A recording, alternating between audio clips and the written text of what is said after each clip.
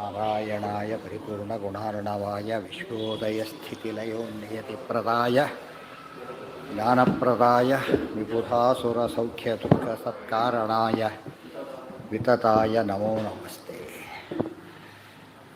ಜಯತಿ ಹರಿರಚಿಂತ್ಯಃ ಸರ್ವದೇವೈಕವಂದ್ಯಃ ಪರಮಗುರುರಭೀಷ್ಟಾವಾಪ್ತಿತಃ ಸಜ್ಜನಾನಾಂ ನಿಖಿಲಗುಣಗಣಾರ್ಣೋ ನಿತ್ಯನಿರ್ಮುಕ್ತದೋಷಃ ಸರಸಿಜನಯನೋऽಸೌ ಶ್ರೀಪತಿರ್ಮಾನತೋರಃ. ಸೃಷ್ಟಾ ಬ್ರಹ್ಮಾದಯೋ ದೇವಾಃ ನಿಹತಾ ಯೇನ ದಾನವಾಃ ತಸ್ಮೈ ದೇವಾಧಿದೇವಾಯ ನಮಸ್ತೆ ಶಾರ್ಂಗಧಾರಿಣಿ. ಸೃಷ್ಟೃತ್ವಂ ದೇವಾನಾಂ ಮುಕ್ತಿಸೃಷ್ಟೃತ್ವಮುಚ್ಯತೆ ನಾನ್ಯತೆ ಉತ್ಪತ್ತಿರ್ದೈತ್ಯಾನಾಮಪಿ ಯಸ್ಮಾತ್ ಸಂಹಿತಾ ವಿಶೇಷೋಯಂ. ಅಥ ಚ ದೈತ್ಯಹತಿಃ ತಮಸಿ ಸ್ಥಿರಾ ನಿಯತ ಸಂಸ್ಥಿತಿರೇವ ನ ಚಾನ್ಯಥಾ ತನುವಿಭಾಗಕೃತಿಃ ಸಕಲೇಶ್ವಿಯಂ ನ ಹಿ ವಿಶೇಷಕೃತಾಸುರದೈತ್ಯಗಾ. ತಮಿಮಮೇವ ಸುರಾಸುರಸಂಚಯೇ ಹರಿಕೃತಂ ಪ್ರವಿಶೇಷಮುದೀಕ್ಷಿತುಂ ಪ್ರತಿವಿಭಜ್ಯ ಚ ಭೀಮಸುಯೋಧನೌ ಸ್ವಪರಪಕ್ಷಭಿತಾ ಕಥಿತಾ ಕಥಾ. ಇದನ್ನೇ ದೈತ್ಯರನ್ನು ಕೊಲ್ಲೋದು ಅಂದರೆ ಅಂಧಂತಮಸ್ಗೆ ಹಾಕೋದು, ದೇವತೆಗಳ ಸೃಷ್ಟಿ ಮಾಡೋದು ಅಂದರೆ ಮುಕ್ತಿ ಕೊಡೋದು. ಇದೇ ನಿಜವಾದ ಸೃಷ್ಟಿ ಮತ್ತು ನಾಶಗಳ ಅರ್ಥ. ಇಲ್ಲಿ ಸೃಷ್ಟಾ ದೇವ ಬ್ರಹ್ಮಾದಯೋ ದೇವ ಎಂಬುದಕ್ಕೆ ಅರ್ಥ. ಒಟ್ಟೆ ಸ್ವರೂಪ ಸೃಷ್ಟಿ ಯಾರಿಗೂ ಇಲ್ಲ, ಸ್ವರೂಪತಃ ನಾಶ ಯಾರಿಗೂ ಇಲ್ಲ. ಅದೇನಿದ್ರೂ ಕೂಡ ಸುಖ ಪ್ರಾಪ್ತಿ ದುಃಖ ಪ್ರಾಪ್ತಿ ಎಂಬ ವ್ಯತ್ಯಾಸ ಎಂಬುದನ್ನು ತಿಳಿಸಿದೆ. ಅದು ತೋರಿಸ್ಲಿಕ್ಕೇನೆ ಭೀಮ ಸುಯೋಧನವು ಪ್ರತಿವಿಭಜ್ಯ, ಭೀಮ ದುರ್ಯೋಧನನ ಎದುರಾಳಿಗಳನ್ನಾಗಿ ಮಾಡಿ ಪ್ರತಿವಿಭಜ್ಯ ಪ್ರತಿಯಾಗಿ ನಿಲ್ಲಿಸಿಬಿಟ್ಟು, ಸಾತ್ವಿಕರೆಲ್ಲ ಭೀಮನಂತೆ ಭೀಮನ ಅನುಯಾಯಿಗಳಾಗಿರ್ತಾರೆ, ಸುಯೋಧನನ ಅನುಸಾರಿಯಾಗಿ ದುಷ್ಟರೆಲ್ಲ ಹಾಗಿರ್ತಾರೆ ಎಂಬುದನ್ನು ತಿಳಿಸಲಿಕ್ಕೇನೆ ಮಹಾಭಾರತ ಕಥೆ ಹೊರಟಿದೆ ಅಂತ ಹೇಳಿ. ನಮೋ ಭಗವತೆ ತಸ್ಮೈ ವ್ಯಾಸಾಯಾಮಿತ ತೇಜಸೇ ಯಸ್ಯ ಪ್ರಸಾದಾದ್ ವಕ್ಷ್ಯಾಮಿ ನಾರಾಯಣ ಕಥಾಮಿಮಾಂ. ನಮೋ ಭಗವತೆ ತಸ್ಮೈ ವ್ಯಾಸಾಯ ಅಮಿತ ತೇಜಸೇ. ನಮೋ ಭಗವತೆ ತಸ್ಮೈ ವ್ಯಾಸಾಯ ಅಮಿತ ತೇಜಸೇ ಯಸ್ಯ ಪ್ರಸಾದಾದ್ ವಕ್ಷ್ಯಾಮಿ ನಾರಾಯಣ ಕಥಾಂ ಇಮಾಂ. ತಸ್ಮೈ ವ್ಯಾಸಾಯ ನಮಃ. ಆ ವ್ಯಾಸರಿಗೆ ನಮಸ್ಕಾರ. ಯಾರವರು? ಭಗವತೆ, ಸಾಕ್ಷಾತ್ ಭಗವಂತನೇ ವೇದವ್ಯಾಸ. ಇದರಲ್ಲಿ ಮಹಾಭಾರತದ್ದೇ ಶ್ಲೋಕ ಇದು, ಇವತ್ತಿಗೂ ಹಾಗೇ ಇದೆ ಮಹಾಭಾರತದ. ಇಷ್ಟು ಭಗವತೆ ಅಂತಿದ್ದರೂ ಕೂಡ ಇವರು ಕಷ್ಟದ ಋಷಿ ಅಂತ ಹೇಳ್ತಾರೆ ಅಂದರೆ ದೊಡ್ಡ ತಪ್ಪದು. ವ್ಯಾಸಾಯ ಅಮಿತ ತೇಜಸ್ಸೆ, ಅಮಿತ ತೇಜಸ್ಸೆ, ಮಿತ ತೇಜಸ್ಸು. ಎಲ್ಲರದು ಬ್ರಹ್ಮಾದಿ ದೇವತೆ ಎಲ್ಲ ತೇಜಸ್ಸಿಗೂ ಮಿತಿ ಇದೆ. ಅದು ವಿಷ್ಣುವಿನ ಅಮಿತ ತೇಜಸ್ಸೆ, ಮಿತಿ ಇಲ್ಲದೆ ಇರತಕ್ಕಂಥ ತೇಜಸ್ಸನ್ನು ಹೊಂದಿರತಕ್ಕಂಥ ವ್ಯಾಸಾಯ. ಯಸ್ಯ ಯಾವ್ರಿ ನಮಸ್ಕಾರ ಮಾಡಿ ಏನು ಮಾಡ್ತಾ ಇದ್ದೇನೆ ಈಗ ಅಂದರೆ ಸೂತ ಪುರಾಣಿಕರ ಮಾತಿವೆಲ್ಲ. ಯಸ್ಯ ಪ್ರಸಾದಾದ್ ವಕ್ಷ್ಯಾಮಿ ನಾರಾಯಣ ಕಥಾಮಿಮಾಂ. ಅವರ ಅನುಗ್ರಹದಿಂದನೇ ನಾನು ಇಮಾಂ ನಾರಾಯಣ ಕಥಾಂ ವಕ್ಷ್ಯಾಮಿ, ನಾರಾಯಣನ ಕಥೆಯನ್ನು ಹೇಳ್ತೇನೆ. ಸೊ ಮಹಾಭಾರತ ಯಾರ ವಿಷಯ ಆಯ್ತು ಈಗ? ನಾರಾಯಣ ಕಥಾ. ಮಹಾಭಾರತದಷ್ಟು ಶ್ರೇಷ್ಠವಾದ ಗ್ರಂಥ ಇಲ್ಲ, ವೇದಕ್ಕಿಂತ ಶ್ರೇಷ್ಠ. ಅದು ನಾರಾಯಣನ ಕಥೆ ಆಗಿರೋದ್ರಿಂದ ಸರ್ವಶ್ರೇಷ್ಠ ದೇವರು ಯಾರಾದ್ರೀಗ? ನಾರಾಯಣನೇ. ಸಿಂಪಲ್ ಲಾಜಿಕ್ ಅವೆಲ್ಲ ಕೂಡ. ನಾರಾಯಣ ಕಥಾ ಇಮಾಂ, ಇಮಾಂ ಮತ್ತು ಈ ನಾರಾಯಣನ ಕಥೆಯನ್ನು ಹೇಳ್ತೇನೆ ಅಂತ ಹೇಳಿ. ವಾಸುದೇವಸ್ತು ಭಗವಾನ್ ಕೀರ್ತ್ಯತೆತ್ರ ಸನಾತನಃ ಪ್ರತಿಬಿಂಬಮಿವಾದರ್ಶೇ ಯಂ ಪಶ್ಯತಿ ಆತ್ಮನಿ ಸ್ಥಿತಂ. ವಾಸುದೇವಸ್ತು ಭಗವಾನ್ ಕೀರ್ತ್ಯತೆ ಅತ್ರ ಸನಾತನಃ. ಇದು ಮಹಾಭಾರತದ ಶ್ಲೋಕ.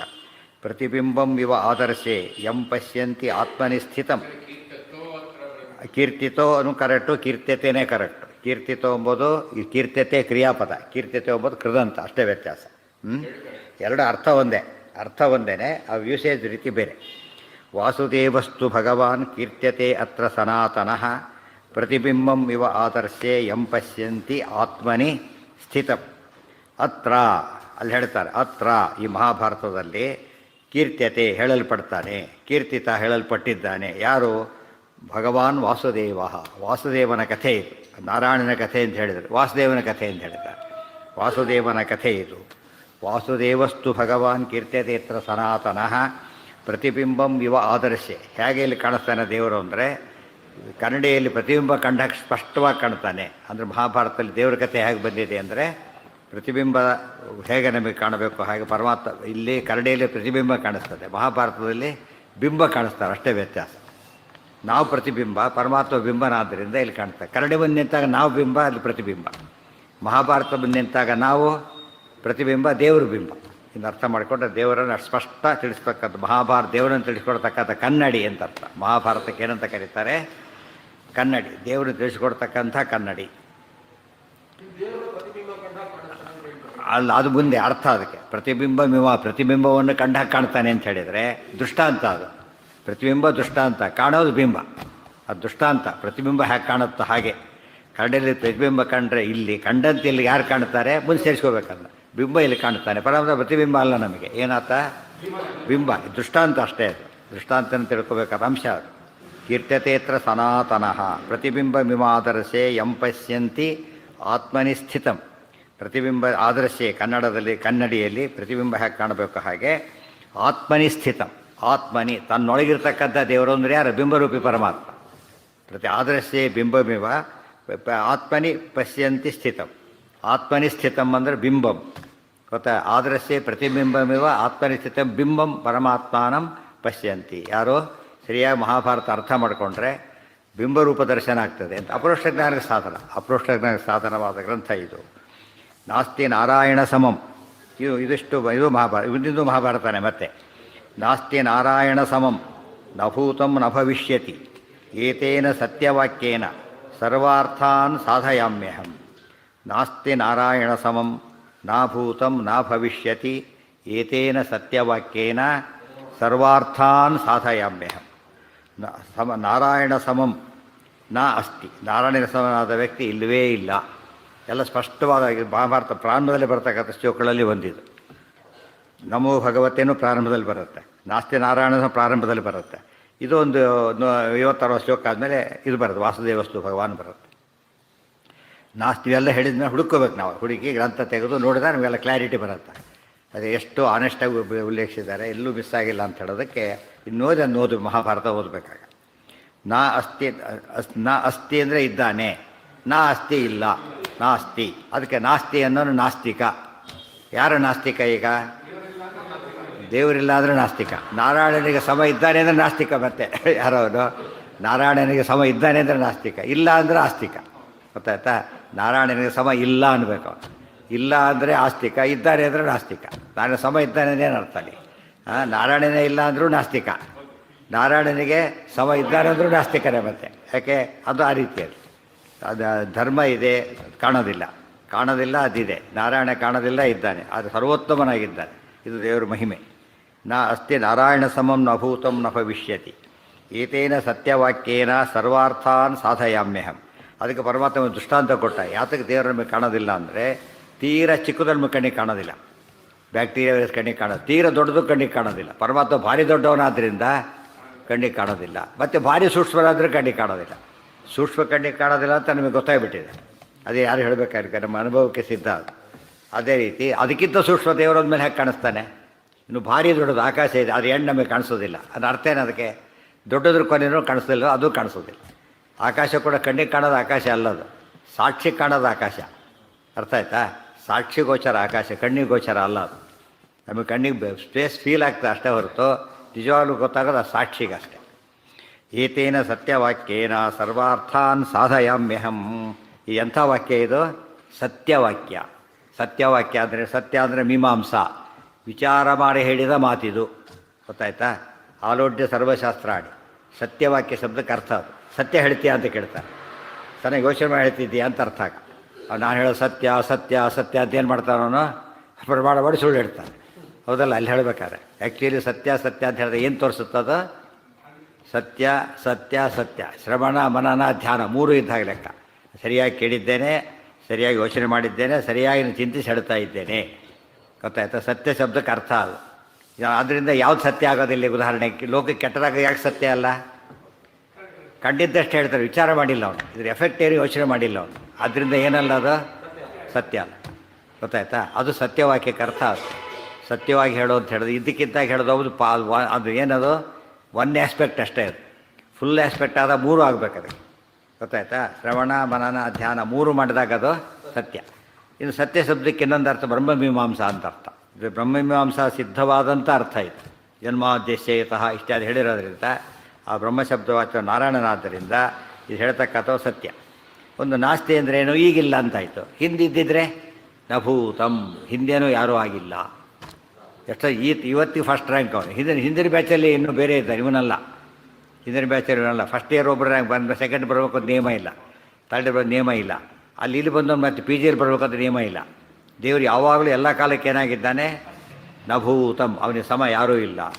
ನಾ ಭವಿಷ್ಯತಿ, ಮುಂದೆ ಬರ್ತಾನೆ ಅಂತ ಕೇಳಿದರೆ ಮುಂದೆನೂ ಯಾರೂ ಬರೋದಿಲ್ಲ. ನಾಸ್ತಿ ನಾಭೂತಂ ನ ಭವಿಷ್ಯತಿ, 3 ಪದಕ್ಕೆ ಅರ್ಥ ತಿಳ್ಕೊಂಡಿರ್ಬೇಕು. ಸಂಸ್ಕೃತನೂ ಗೊತ್ತಾಗುತ್ತೆ, ದೊಡ್ಡ ವಿಷಯ ಪ್ರಮೇಯ ಗೊತ್ತಾಗುತ್ತೆ. ನಾರಾಯಣ ಸಮಂ ನಾಭೂತಂ ನ ಭವಿಷ್ಯತಿ ನಾಸ್ತಿ. ಅದಕ್ಕೆ ಲಕ್ಷ್ಮೀಕಾಂತ ಸಮಂತತೋಪಿ ವಿಕಲಯನ್ ನೈವಾಸ್ತಿ ನೈವೇಶಿತೇ ಸಮಂ ಪಶ್ಯಾಮಿ. ನಿನಗೆ ಸಮನಾದ ವ್ಯಕ್ತಿಯನ್ನು ಕಾಣಲಿಕ್ಕೆ ಸಾಧ್ಯನೇ ಇಲ್ಲ. ಇದು ಆಚಾರ್ಯ ಹೇಳ್ತಾರೆ. ಈಗ ನೋಡಿ, ನಾನು ಕಣ್ಣಾರೆ ನೋಡಿ ಹೇಳ್ತೇನೆ ಅಂತ ಹೇಳ್ತಾರೆ. ತೇ ನಪಶ್ಯಾಮಿ ಅಂತ ಹೇಳಿದರೆ ಅಂತ ತೇ ಸಮಂ ನಪಶ್ಯಾಮಿ. ಅದು ಯಾರೋ ಹೇಳಿದರೆ ಅದು ಬೆಲೆ ಇಲ್ಲ. ರೋಗ ಇಲ್ಲ ಅಂತ ಡಾಕ್ಟ್ರ್ ಹೇಳಬೇಕು.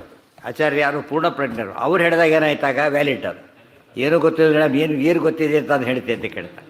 ಎಲ್ಲ ಗೊತ್ತಿದ್ದವ್ರು ಹೇಳಿದಾಗ ಅದಕ್ಕೆ ಮಹತ್ವ ಇದೆ. ಅದಕ್ಕೆ ಆಚಾರ್ಯ ಮಾತನಾಡ್ತಾವೆ ಯಾರು ಅಂತ ಹೇಳ್ದಾಗ ಲೆಕ್ಕ. ಈಗ ಹೇ ಲಕ್ಷ್ಮೀಕಾಂತ ತೇ ಸಮ, ನಿನಗೆ ಸಮ ಅಂತ ನೋಡ್ಕೊಂಡು ಹೇಳ್ತೇವೆ. ನಿನಗೆ ಸಮ ನೋಡ್ಕೊಂಡು ಹೇಳ್ತೇವೆ. ನಾ ಪಶ್ಯಾಮಿ, ಎಲ್ಲಿ ಸಮಂತತೋಬಿ ಕಲೆ, ಎಷ್ಟು ನೋಡಿದ್ದೇವೆ. ಸಮಂತತಃ, ಸಮಂತತಃ ಮತ್ತಕ್ಕೆ ಏನರ್ಥ? ಈಗ ಸುತ್ತಲೂ ಅಂತ ಹೇಳಿದಾಗ ಏನಾಯ್ತು? ಈಗ ಸುತ್ತಲೂ ಎಂಬುದು ಡೈರೆಕ್ಷನ್ ವೈಸ್ ಆಯಿತು, ಟೈಮ್ ವೈಸ್ ಆಯಿತು. ಸಮಂತತ ಅಂತ ಹೇಳಿದರೆ ಹಿಂದೆ ಮುಂದೆ ಈಗ ಒಂದು, ಜೊತೆಗೆ ಸುತ್ತಲೂ ಯಾವ ದಿಕ್ಕಿನಲ್ಲೂ ಇಲ್ಲ. ಉದಾಹರಣೆ ಈ ದಿಕ್ಕಿನಲ್ಲಿ ಇಲ್ಲ ಅಂತ ತಿಳ್ಕೊಬೇಡ, ಈ ದಿಕ್ಕಿನಲ್ಲಿ ಇಲ್ಲ, ಬಟ್ ಇನ್ನೊಂದು ದಿಕ್ಕಿನಲ್ಲಿ ಇರ್ಬೋದಲ್ಲ. ಇಂಡಿಯಾದಲ್ಲಿ ಫಸ್ಟ್ ಇವನೇ ನಿಜ ತಿಳ್ಕೊಬೇಡ, ಅದು ಬೇರೆ ದೇಶದಲ್ಲಿ ಇದೆ ಇನ್ನೊಬ್ಬರು, ಇವಿಂದು ಬೆಟರ್ ಇರ್ಬೋದು, ಈಕ್ವಲ್ ಇರ್ಬೋದು. ಆದ್ದರಿಂದ ಹಾಗಲ್ಲ, ಎಲ್ಲಿ ಸಮಂತತ ಎಲ್ಲೂ ಇಲ್ಲ. ಎಷ್ಟು ನೋಡಿದರೂ ಕೂಡ ಇನ್ನೊಬ್ಬನಿಲ್ಲ. ಇದು ಅರ್ಥ ಮಾಡಿಕೊಂಡ್ರೆ ದೇವ್ರ ಮಹಿಮೇಲೆ ಎಷ್ಟು ಒತ್ತಿ ಹೇಳ್ತಾರೆ. ಪಶ್ಯಂತಿ ಆತ್ಮ, ಅದು ದಾರ್ಢ್ಯ ಅಂದರೆ ಆ ದಾರ್ಢ್ಯ ಬರಬೇಕು. ಪ್ರಹ್ಲಾದನ ದಾರ್ಢ್ಯ ಇದ್ದಿದ್ದರಿಂದ ಹೊಡಿತೀರಿ ಕಡಿತೀರಿ ಏನಂತಿದ್ದ, ಏನೊಬ್ಬ ಹುಚ್ಚ, ಇವನೇನು ಸ್ವಾತಂತ್ರ್ಯ ಇದೆ ಇವನಿಗೆ, ಅದಕ್ಕೆ ಧೈರ್ಯವಾಗಿರ್ತಿದ್ದ, ಏನೂ ಆಗ್ತಿದ್ದಿಲ್ಲ ಅದರಿಂದ. ಅದು ಏತೇನ ಸತ್ಯವಾಕ್ಯೇನ ಸರ್ವಾರ್ಥಾನುಸಾಧಾಯಾಮ್ಯಹಂ. ಈ ಒಂದು ಸರಿಯಾದ ವಿಷಯ ಇದ್ದರೆ ಎಲ್ಲ ಅರ್ಥ ಶಬ್ದಕ್ಕೆ ಅನೇಕ ಅರ್ಥ. ಅದು ಸರ್ವಾರ್ಥಾನ್ ಅಂದ್ರೇನು? ಸರ್ವಶಾಸ್ತ್ರಾರ್ಥಾನ್ ಸಾಧಾಯಿಷ್ಯ, ಎಲ್ಲ ಶಾಸ್ತ್ರಾರ್ಥಗಳನ್ನು ಪ್ರೂವ್ ಮಾಡ್ತೇವೆ. ಇದು ಬೇಸಿಸ್ ಮಾಡ್ಕೊಂಬಿಟ್ರೆ ಎಲ್ಲ ಶಾಸ್ತ್ರಾರ್ಥನೂ ಏನಾಗುತ್ತದೋ ಸತ್ಯವಾಗಿ ತಿಳಿಯುತ್ತೆ. ಇದು ಬಿಟ್ಟುಬಿಟ್ರೆ ಎಲ್ಲ ಶಾಸ್ತ್ರ ಕೊಲ್ಯಾಪ್ಸ್ ಆಗಿಬಿಡುತ್ತೆ. ಅದಿಲ್ಲದೆ ಹೋದರೆ ಎಲ್ಲ ಶಾಸ್ತ್ರಗಳು ಏನಾದ ಲೆಕ್ಕ ಅಲ್ಲಿಗೆ ಬಿದ್ದೋದಾಗ ಲೆಕ್ಕ. ಆದರೆ ಸರ್ವಶಾಸ್ತ್ರಗಳ ಸಾಧನೆಗೆ ಯಾವುದು ಬೇಸಿಕ್? ಅದು ಹರಿಸರ್ವೋತ್ತಮತ್ವ ಬೇಸಿಕ್ ಅಂತ. ಅದನ್ನು ಯಾರು ಒಪ್ಪೋದಿಲ್ಲ, ಅವ್ರಿಗೆ ಶಾಸ್ತ್ರದ ಬೇಸಿಸೇ ಇಲ್ಲ. ಆದ್ದರಿಂದ ಅವ್ರ ಮಾತಿಗೆ ಬೆಲೆನೇ ಇರೋದಿಲ್ಲ. ಮಹಾಭಾರತ ಶ್ಲೋಕ ಇದು, ಮಹಾಭಾರತದ್ದೇ, ಇವತ್ತಿಗೂ ಸಿಗುತ್ತೆ. ಆರಂಭದಲ್ಲೇ ಬಂದ್ಬಿಡುತ್ತೆ. ಹೇಳಿದ್ದಲ್ಲ ಇವತ್ತು ಅದು ಒಂದೇ ಅಲ್ಲ, ಇವತ್ತು ಹೇಳಿದ್ದೇನೋ ಅದಕ್ಕೆ ತಪ್ಪು ಅಂತ ಕರೆಯೋದು. ತಪ್ಪು ಯಾವುದನ್ನು ಭಾರಿ ಸ್ಪಷ್ಟ ಇರೋದನ್ನು ತಪ್ಪು ಹೇಳಿದ್ರೆ ಆಗೋದೇನಾಗುತ್ತೆ, ಅಲ್ಲಿಗೆ ಭಾರಿ ತಪ್ಪಾಗುತ್ತೆ, ಭಾರಿ ತಪ್ಪಾಗಿಬಿಡುತ್ತೆ. ಎಂದು ಕೂಡ ಆ ರೀತಿ ಹೇಳಾಗಿಲ್ಲ. ಅದು ಯಾಕೆ ಹೇಳೋದಿಲ್ಲ ಕೇಳಬೇಕಾಗುತ್ತೆ. ಅದಕ್ಕೆ ಹೇಳಿದ್ದು ತದ್ದುಷ್ಪೇಕ್ಷಾನುಸಾರಾತ್ ಕತಿಪಯ ಕುದುರೈರಾದೃತೋ ಅನ್ಯೈರ್ ವಿಸೃಷ್ಟ. ಅದರದ್ದು ಯಾರಿಗೆ ಅಂಥ ಬುದ್ಧಿ ಇತ್ತೋ ಒಪ್ಪಿದ್ರಷ್ಟೇ. ಅಂಥ ಬುದ್ಧಿ ಇಲ್ಲದವ್ರು ಏನು ಮಾಡಿದ್ರು ಇವತ್ತು ನೋಡಿ ಎಷ್ಟೋ ಸರಿ ಜೈಲಿಗೆ ಹೋಗಿದ್ದು ನಾವು ಕಣ್ಣಾರೆ ಕಾಣ್ತೇವೆ ಅಂತ ತಿಳ್ಕೊಂಬ. ಏನು ಮಾಡ್ತಾರೆ, 100 ಕಾರ್ ತಂದು ಬೇಲ್ ಸಿಕ್ಕ ಕರ್ಕೊಂಡು ಹೋಗ್ತಾರೆ ಅಂತ ಕಾಲ ಇತ್ತು. ನಿರಪರಾಧಿ ಅಂತ ಆಗೋದು ಬೇಡ, ಏನಾದರೂ ಸಾಕು ಬೇಲ್ ಸಿಕ್ಕರೆ ಆ ರೀತಿ ಕರ್ಕೊಂಡು ಹೋಗ್ತಾರೆ ಅಂತ ಕೇಳಿದರೆ ಅದು ಜನಕ್ಕೆ ಎಷ್ಟು ಮಟ್ಟಿಗೆ ಬೈಂಡ್ ಇದ್ದಾರೆ ಅವರು. ಅದು ಯಾವುದನ್ನು ಯೋಚನೆ ಮಾಡ್ತಾ ಇಲ್ಲ ಅವರೆಲ್ಲ. ವ್ಯಾಲ್ಯೂಸ್ ಬಗ್ಗೆ ಯೋಚನೆ ಮಾಡ್ತಾ ಇಲ್ಲ, ತಮ್ಮ ಪರ್ಸನಲ್ ಸಬ್ಜೆಕ್ಟಿವ್ ಯೋಚನೆ, ನಮಗೆ ಬೇಕಾದವನು ಅಷ್ಟೇ. ಈ ರೀತಿ ಯೋಚನೆ ಮಾಡಿದರೆ ಎಂದೂ ಕೂಡ ಏನಾಗೋದಿಲ್ಲ. ತಪ್ಪು ಉಳಿದವ್ರಿಗೆ ಏನು ಅನಿಸುತ್ತೆ, ಅದು ಹಾಸ್ಯಾಸ್ಪದ ಅನಿಸುತ್ತೆ. ಬಟ್ ಅವ್ರಿಗೆ ಏನು ಅನಿಸುತ್ತೆ, ಅದು ದೊಡ್ಡ ಇದ್ದಿದ್ದ ಲೆಕ್ಕ. ಇವತ್ತು ಕರಡು ಸುಡ್ರೆ ಅವರಿಗೆ ಒಂದು ಗ್ಯಾಂಗು, ಅವ್ರದ್ದೇ ಒಂದು ಕಾನ್ಸೆಪ್ಟು. ತಪ್ಪಿತಸ್ಥಾನ ಅವನ ಪ್ರಕಾರ ತಪ್ಪಿತಸ್ಥಾನ ಅಲ್ಲ, ಅವನು ಹಿಡ್ಕೊಂಡೋಗಿ ತಪ್ಪು ಅಷ್ಟೇ ಆ ಥರ. ಇನ್ನೂ ಪುಣ್ಯಕ್ಕೆ ಒಂದು ಸೇಫ್ಟಿ ಇದೆ, ಗೌರ್ಮೆಂಟ್ ಮಾಡಿದಾಗ ಒಪ್ತಾರೆ. ನಾವು ಅದಕ್ಕೆ ಪ್ರತಿಭಟನೆ ಮಾಡೋಕ್ಕೆ ಶುರು ಮಾಡ್ತಾರೆ, ಅಂಥ ಜನ ಸಿಗ್ತಾರೆ. ಇವನು ಹೇಳಿದ್ರೆ ಕೆಲವು ಅರೆಸ್ಟ್ ಮಾಡಿದ್ರೆ ಗೌರ್ಮೆಂಟೇ ಹೋಗಿಬಿಡುತ್ತೆ, ಸ್ಥಿತಿ ಬಂದುಬಿಡುತ್ತೆ. ಕೆಲವು ಅರೆಸ್ಟ್ ಮಾಡಿಬಿಟ್ಟೆ ಗೌರ್ಮೆಂಟ್ ಹೋದಾಗ ಲೆಕ್ಕ, ಅಷ್ಟು ಪವರ್ಫುಲ್ಲಾಗಿ ಇರ್ತಾವೆ. ಅದೆಲ್ಲ ಅರ್ಥ ಮುಂದಿನ ಕಾಲ ಸಾಕಷ್ಟು ಬರ್ಬೋದು. ಈಗ ಅದಕ್ಕೆ ಎಷ್ಟೋ ಜನ ಅರೆಸ್ಟ್ ಮಾಡೋಕ್ಕೆ ಅದೊಂದು ಕಾರಣ ಕೂಡ ಇರುತ್ತೆ ಒಳಗಡೆ. ಅದಕ್ಕೆ ಸಾಮಾನ್ಯ ಕೆಲವು VIP ಅರೆಸ್ಟ್ ಮಾಡ್ಬೇಕಾದ್ರೆ ದೊಡ್ಡ ಬೆಟಾಲಿಯನ್ ಹೋಗುತ್ತೆ, ಒಬ್ಬೊಬ್ಬರು ಕಳಿಸೋದಿಲ್ಲ. ಏನು ಮಾಡ್ತಾರೆ, ಆಲ್ಮೋಸ್ಟ್ ಒಂದು ಸೈನ್ಯ ಇದ್ದಾಗಿರ್ತದೆ ಹಿಂದೆ, ಯಾಕಂದ್ರೆ ಗಲಾಟೆ ಮಾಡಿದ್ರೆ ಇದು ಮಾಡಬೇಕು ಅಂತೇಳಿ. ಹಾಂ ಅದು ಚೇಂಜ್ ಆದ್ರಲ್ಲ. ಇವತ್ತಿಗೂ ಅದು ಹಳೆ ಕಾಲ ಬಿಟ್ಟು ಇವತ್ತು ಚೇಂಜ್ ಆಗ್ತಾರೆ, ಗೊತ್ತಾಯ್ತು ನಿಮಗೆ?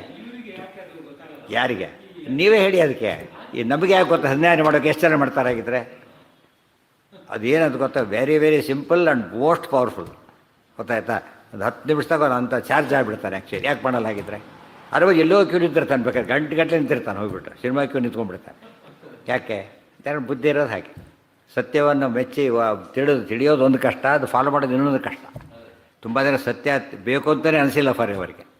ಸತ್ಯ ಬೇಕಿಲ್ಲ ಅವ್ರಿಗೆ. ಏನು ಬೇಕೋ ಆಗಿನ ಕೆಲಸ ಆದ್ರೆ ಸಾಕಷ್ಟ ಇದೆ. ಇನ್ನೂ ಕೆಲವರು ಸತ್ಯ ಬೇಕು, ಆದರೆ ಅನುಷ್ಠಾನ ಮಾಡೋಕ್ಕೆ ತಯಾರಿಲ್ಲ. ಎರಡೂ ಸೇರಿದಾಗ ಏನಾಗುತ್ತೆ, ಅದು ಋತ ಸತ್ಯ. ಋತ ಅಂಬೋದು ಥಿಯರಿ, ಸತ್ಯ ಅಂಬೋದು ಪ್ರಾಕ್ಟಿಕಲ್. ಎರಡು ಇದು. ಅದಕ್ಕೆ ಋತಂ ಸತ್ಯಂ ತ್ವರ್ತೇನ, ಋತಂ ಬಿಡಿಸಿರಿತ್ತೆ ಹೇಳಬೇಕಾದ್ರೆ ಹೇಳೋದು ಅದನ್ನು. ಆ ಸತ್ಯ ಋತಗಳ ಮಧ್ಯೆ ನಾವು ಬದುಕಿರೋದು. ಅದನ್ನು ಬಿಟ್ಟು ಅದು ಸತ್ಯ ಧರ್ಮ ರಥ ಆಯೇಷ. ರಾಯರಂಥವ್ರು ಆಗಿದ್ದೇ ಇದಕ್ಕೆ ಹೇಗಿದ್ದಾರೆ ಅಷ್ಟು ಮೇಲಿದ್ದಾರೆ. ಸತ್ಯವ್ರತರಾಗ ಸತ್ಯವನ್ನು ಆಚರಣೆ ಮಾಡಬೇಕು. ಸತ್ಯರಥ, ಧರ್ಮರಥ, ಅದರಲ್ಲೇ ಇನ್ವಾಲ್ವ್ ಆಗೋದು. ರಥ ಸತ್ಯದಲ್ಲೇ ಇನ್ವಾಲ್ವ್ ಆಗೋದು, ಧರ್ಮದಲ್ಲೇ ಇನ್ವಾಲ್ವ್ ಆಗೋದು. ನನಗೆ ಗೊತ್ತ್ರಿ, ನಾನು ಮಾಡೋದಿಲ್ಲ, ಹೋಯ್ತಲ್ಲಿ. ನನಗೆ ಗೊತ್ತಿಲ್ಲ ಮಾಡೋದಿಲ್ಲ ಬೇರೆ, ನನಗೆ ಗೊತ್ತಾಯಿತು ಮಾಡ್ತೇನೆ ಬೇರೆ, ಗೊತ್ತೂ ಮಾಡ್ತೇನೆ ಬೇರೆ, ಗೊತ್ತಿತ್ತು ಮಾಡ್ತೇನೆ ಬೇರೆ, ಮಾಡೋದಿಲ್ಲ ಅಂಬೋದು ಬೇರೆ. ಹೀಗೆಲ್ಲ ತಿಳ್ಕೊಂಡ್ರೆ ರಾಯರು ಏನು ಮಾಡಿದ್ರು ಅದನ್ನೇ ಫಾಲೋ ಮಾಡಿದರು. ಇನ್ನೊಬ್ಬರನ್ನ ಕೇಳಬಾರ್ದು. ಯಾವ ಮಟ್ಟದಲ್ಲಿ ಫಾಲೋ ಮಾಡಿದ್ರು ಅವರು? ವಾರಕ್ಕೆ ಅರ್ಧ ಹೊಟ್ಟೆ ಒಪ್ಪತ್ತು ಊಟ, ವಾರಕ್ಕೆ ಒಪ್ಪತ್ತು ಅರ್ಧ ಹೊಟ್ಟೆ ಬತ್ತೆ, ಹೆಂಡತಿ ಮಗು ಅಂತ. ಇನ್ನೊಬ್ಬರು ಗುರುಗಳನ್ನು ಕೇಳಿಲ್ಲ, ಹೋಗ್ಬಿಟ್ಟು ಅವ್ರು ಯಾರು ಕೇಳಿಲ್ಲ. ಅವ್ರನ್ನ ಕೇಳಿದರೆ ಏನಾಗ್ತಿತ್ತು ಕೊನೆ ಪಕ್ಷ? ಅವರು ದೊಡ್ಡ ಇರೋರು, ದೊಡ್ಡ ಯೋಗಿಗಳು, ದೊಡ್ಡ ಸಮರ್ಥರು. ಅವ್ರ ಬಗ್ಗೆ ಕೂಡ ಹೇಳಲಿಲ್ಲ. ಮತ್ತು ತಮ್ಮ ಶಿಷ್ಯರಿಗೆ ಹೇಳಿಬಿಟ್ಟು ಗೊತ್ತಾಗುತ್ತೆ ಅಂತ ಆಗಾಡ ಹೇಳ್ಬಿಟ್ಟು, ಶಿಷ್ಯರೇ ಊಟ ಆಗಿಲ್ಲ ಅಂತ ಕೇಳ್ಬಿಟ್ರೆ ಕಷ್ಟ ಅಂತೇಳಿ.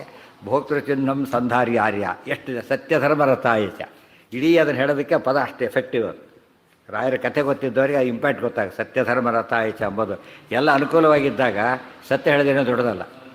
ಎಲ್ಲ ಅಗೇನೆಸ್ಟ್, ಎಲ್ಲವೂ ಅಗೇನೆಸ್ಟ್. ಮತ್ತೆ ಅಂಥ ಹೊತ್ತಲ್ಲಿ ಏನು ಹೇಳುತ್ತೆ ಶಾಸ್ತ್ರ ಗೊತ್ತಾ? ಸುಳ್ಳು ಹೇಳು ಪರವಾಗಿಲ್ಲ ಅಂತ ಹೇಳುತ್ತೆ. ಆಗಲೂ ಹೇಳಲಿಲ್ಲ ಅವರು.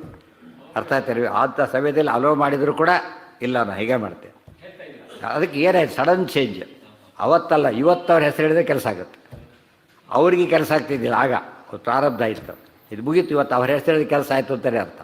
ಅಷ್ಟು ಬರೀ ಹೆಸರಿನಿಂದ ಸೇವೆಗೆ ಎಲ್ಲ. ಆಮೇಲೆ ಅವ್ರ ಕಡೆ ಅಂತ ಹೇಳಿದ ತಕ್ಷಣ ಏನು ಸಿಗುತ್ತೋ ಒಂದು ಪ್ಲಸ್ ಪಾಯಿಂಟ್ ಇಮಿಡಿಯೇಟ್. ಯಾವುದು ತಪಸ್ಸಾಯ್ತು ಆ ಕಾಲ. ಧರ್ಮ ನಾವೇನು ಧರ್ಮ ಬಿಟ್ಟು ಏನು ಉಪಯೋಗ ಆಯ್ತು ಅದು ಡಿಸಸ್ಟ್ ಆಗಿಬಿಡ್ತೀವಿ. ಏನು ಸತ್ಯ ಏನು ಉಪಯೋಗ? ನಾವು ಏನು ಉಪಯೋಗ? ಸುಳ್ಳು ಹೇಳಿದ್ರೆ ಎಷ್ಟು ಮೇಲಿದ್ದಾನೆ, ಈ ಥರ ಯೋಚನೆ ಏನು ಮಾಡಿ ಬಿಡ್ಲಕ್ಕೆ ಹೋಗಿಬಿಡ್ತೇವೆ ತಕ್ಷಣ. ಅಥವಾ ಮಾಡಿದರೂ ಕೂಡ ಹೇಗೆ ಮಾಡ್ತೇವೆ?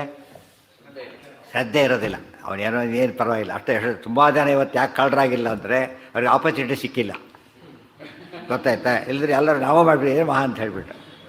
ಕಳ್ಳರಾಗಿರೋದಕ್ಕೆ ಕಾರಣ ಬೇರೆ, ಗುಡ್ದವ್ರು ಕಳ್ಳರಾಗದೇ ಇರೋದಕ್ಕೊಂದು ಕಾರಣ ಬೇರೆ.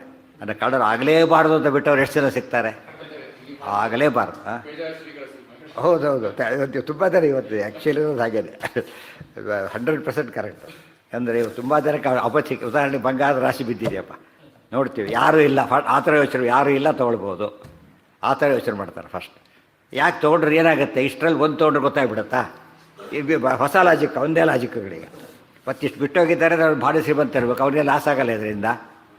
ನೋಡೋರಿಗೆಲ್ಲ ಸರಿ ಅನಿಸ್ಬೇಕು, ಆ ಥರ ಆಗಿಬಿಡ್ತಾರೆ. ಒಂದೇ ಕಾರಣ, ಅದಲ್ಲ, ನಮ್ಮದಲ್ಲ. ಅದು ಬಿಟ್ಟು ಬರ್ತು ಬಿಡ್ತಾರೆ.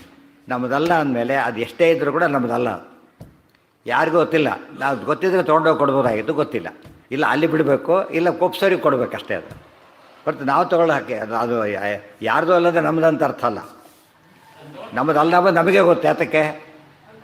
ನಮಗೆ ಗೊತ್ತು, ಅನುಭವ. ಅದು ನಮ್ಮದಲ್ಲ ಅನುಭವ. ಅದು ಯಾಕೆ ತೊಗೋಬಾರ್ದು? ಆಗೋದೆ ಯಾವುದೋ ಕಾರಣ ಬಂದಿಟ್ಕೊಂಡ್ಬಿಡ್ತಾರೆ.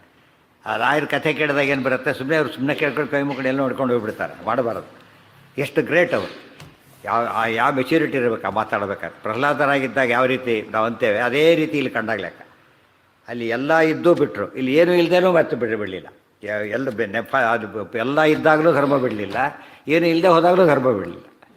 ಇದು ನಿಜವಾದ ಸಿದ್ಧಿ. ಅದು ಅದಕ್ಕೆ ಇವತ್ತು ಸುಮ್ಮನೆ ಅವರು ತಮಾಷೆಗಾಗಿಲ್ಲ ಈ ರೀತಿ ಇರೋದಲ್ಲ.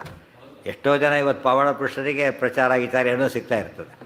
ಮಾಧುರಿಗೆ ಯಾರು ಪ್ರಚಾರ ಕೊಡ್ತಾರೆ ನಿಮಗೆ? ಫಸ್ಟು ಮಾಧುರೇ ಪ್ರಚಾರ ಕೊಡೋದಿಲ್ಲ ಅಂತ ಕಾಲ ಇದು, ಗೊತ್ತಾಯ್ತಾ? ಅಂಥ ಹೊತ್ತಲ್ಲಿ ಇವತ್ತು ಮಾಧುರಲ್ಲಿ ಅತಿ ಹೆಚ್ಚು ಪ್ರಸಿದ್ಧ ಇರೋ ವ್ಯಕ್ತಿ ಅಂದರೆ ರಾಯರೇನೆ. ಮಾಧುರು ಗುಡ್ಡಗಳು ಕೂಡ ರಾಯರಿಗೆ ಹರಕೆ ಹೊತ್ತು ಹೋಗೋ ಕಾಲ ಬಂದಿದೆ. ಹೆಚ್ಚು ಕಡೆ ನಿಜರಿಗೆ ಕಳ್ತನ ಮಾಡಿಸಿ ಸ್ವಾಮಿ ನಮ್ಮ ಕೈಲಿ ಅಂತೇಳಿ. ಅಂದರೆ ಅಷ್ಟರ ಮಟ್ಟಿಗೆ ಇಮೇಜ್ ಅವ್ರು ಕ್ರಿಯೇಟ್ ಆಗಿದೆ. ಅವ್ರು ಇಷ್ಟಾದರೂ ಅವ್ರು ಕಾಂಪ್ರಮೈಸ್ ಮಾಡ್ಕೊಳ್ಳಿಲ್ಲ. ಭಾರಿ ಗ್ರೇಟ್ ಅಂದರೆ ಕಾಂಪ್ರಮೈಸ್ ಮಾಡ್ಕೊಂಡ್ಬಿಟ್ಟರೆ ಅದು ಬೇರೆ ಮಾತು. ಕಾಂಪ್ರಮೈಸ್ ಮಾಡ್ಕೊಳ್ಳೇ ಇಲ್ಲ. ಅವ್ರು ಪರಿಮಾಣ ಅಂದರೆ ಸ್ಪಷ್ಟವಾಗಿ ಶಾಸ್ತ್ರ ಹೇಳ್ತಾರೆ, ಒಂಚೂರು ಆ ಕಡೆ ಈ ಕಡೆ ಹೋಗೋದಿಲ್ಲ. ಈಗ ನಮಗೆ ಸತ್ಯ ಹೇಳಿದ್ದಕ್ಕೆ ಬೆಲೆ ಬಂತು ಇಲ್ಲ? ಈಗ ಸತ್ಯ ಅನುಷ್ಠಾನ ಮಾಡಿದ್ದಕ್ಕೆ ಅವ್ರನ್ನ ಗೊತ್ತಿಲ್ಲದೆ ಜನ ಫಾಲೋ ಮಾಡ್ತಿದ್ದಾರೆ. ಅವ್ರು ಯಾರು ಅಂತ ಗೊತ್ತಿಲ್ಲದೆ ಫಾಲೋ ಮಾಡ್ತಾರೆ. ಅವ್ರ ಜನದ ಬುದ್ಧಿ ಸರಿಯಾಗಿ ಇವತ್ತು ನಮ್ಮ ಮಧ್ವ ಮತ ಹನುಮಂತ ದೇವರು, ಇವರು ಆಯುರ್ವೇದ, ಈ ಎರಡರ ಬೇಸಿಸ್ ಮೇಲೆ ನಾವು ವರ್ಲ್ಡ್ ವೈಡ್ ಪಬ್ಲಿಸಿಟಿ ಕೊಡ್ಬೋದು. ಹನುಮಂತನ ಎಲ್ಲರೂ ಹೋಗ್ತಾರೆ. ಹನುಮಂತನ ಮಧ್ವಾಚಾರ್ಯರ ಮತ ಒಪ್ಪೋದು ಏನು ಕಷ್ಟ ಇದೆ ಈಗ? ಹೌದೇನು? ಹನುಮಂತನಿಗೆ ಉಳಿದ ಊರೇ ಇಲ್ಲ. ಇವರೇ ಮಧ್ವಾಚಾರ್ಯರು ಎಲ್ಲ ಸಾಲು ನಿಂತ್ಕೊಂಡ್ಬಿಡ್ತಾರೆ. ಅದನ್ನು ಹೇಳೋದಿಲ್ಲ ನಾವು, ಗೊತ್ತಾಯ್ತಾ? ಅಯೋಗ್ಯರಿಗೆ ಹೇಳಬಾರ್ದು, ಇವರೇ ಅಯೋಗ್ಯರಾಗ್ತಾರೆ ಮಾಡಿದ್ರೆ ರೀತಿಲ್ಲ. ಪಾಪ ಹಸಿವಾಗ ಅನ್ನ ಇದೆ ಅಂತ ಹೇಳಿದ್ರೆ ತಪ್ಪ, ಅದು ಬರೋದು ಬಿಡೋದು ಅವನಿಷ್ಟ. ಅದನ್ನ ಹೇಳಿದೆ. ಮತ್ತು ರಾಯರು ಗೊತ್ತಿದೆ. ಇವೆರಡು ಇಟ್ಕೊಂಡ್ಬಿಟ್ರೆ ಮಧ್ವತ ಪ್ರಸಾರ ಭಾರಿ ಸುಲಭ. ಇದೇನೋಡೋ ವಾಕ್ಯಾರ್ಥಗಳು ಬಯಸ್ಕೊಂಡ್ಬಿಡ್ತಾರೆ, ಅದು ಉಪಯೋಗ ಇಲ್ಲ. ಆದರೆ ಎರಡು ಸರಿ, ಥಿಯರಿ ಆ್ಯಂಡ್ ಪ್ರಾಕ್ಟಿಕಲ್ ಹೇಳಿಲ್ಲ, ಎರಡು ಸೇರು, ಸತ್ಯ ಸೇರು ವೃತ್ತನ ಸೇರ್ಕೊಂಡ್ಬಿಟ್ಟಿದೆ ಅಷ್ಟೇ. ಯಾವಾಗಲೂ ಸರಿಯಾಗಿ ಒಳ್ಳೆಯವರು ಅಂತ ಹೇಳಿದರೆ ಮಾತು ನಡೆ ನುಡಿ ಎರಡರಲ್ಲೂ ಒಳ್ಳೆಯವರು ಅಂತ ಸಾಮಾನ್ಯವಾದ ಅರ್ಥ ಬಂದೇ ಬಿಡೋದು. ಎಕ್ಸೆಪ್ಷನ್ ಕಂಡಾಗ ತೆಗಿಬೇಕು ಅಷ್ಟೇ. ಅದರದ್ದು ಎರಡು ಕರೆಕ್ಟ್. ಅಥಚ ನಾಸ್ತಿ ನಾರಾಯಣ ಸಮಂ ನಭೂತ್. ಈ ಸತ್ಯವಾಕ್ಯೇನ ಸಾಧಯಾಮಿ. ಎಷ್ಟು ಸ್ವಾರಸ್ಯ. ನಾವು ಮಿಥ್ಯಾದಿಂದ ಸಾಧನೆ ಮಾಡ್ತೇವೆ ಅಂತ ಹೇಳ್ತೇವೆ. ಸತ್ಯವಾಕ್ಯದ ಸಾಧನೆ ಮಾಡ್ತೇವೆ. ಸತ್ಯವಾದ ವಾಕ್ಯ ಆದರೆ ಆಗಮ.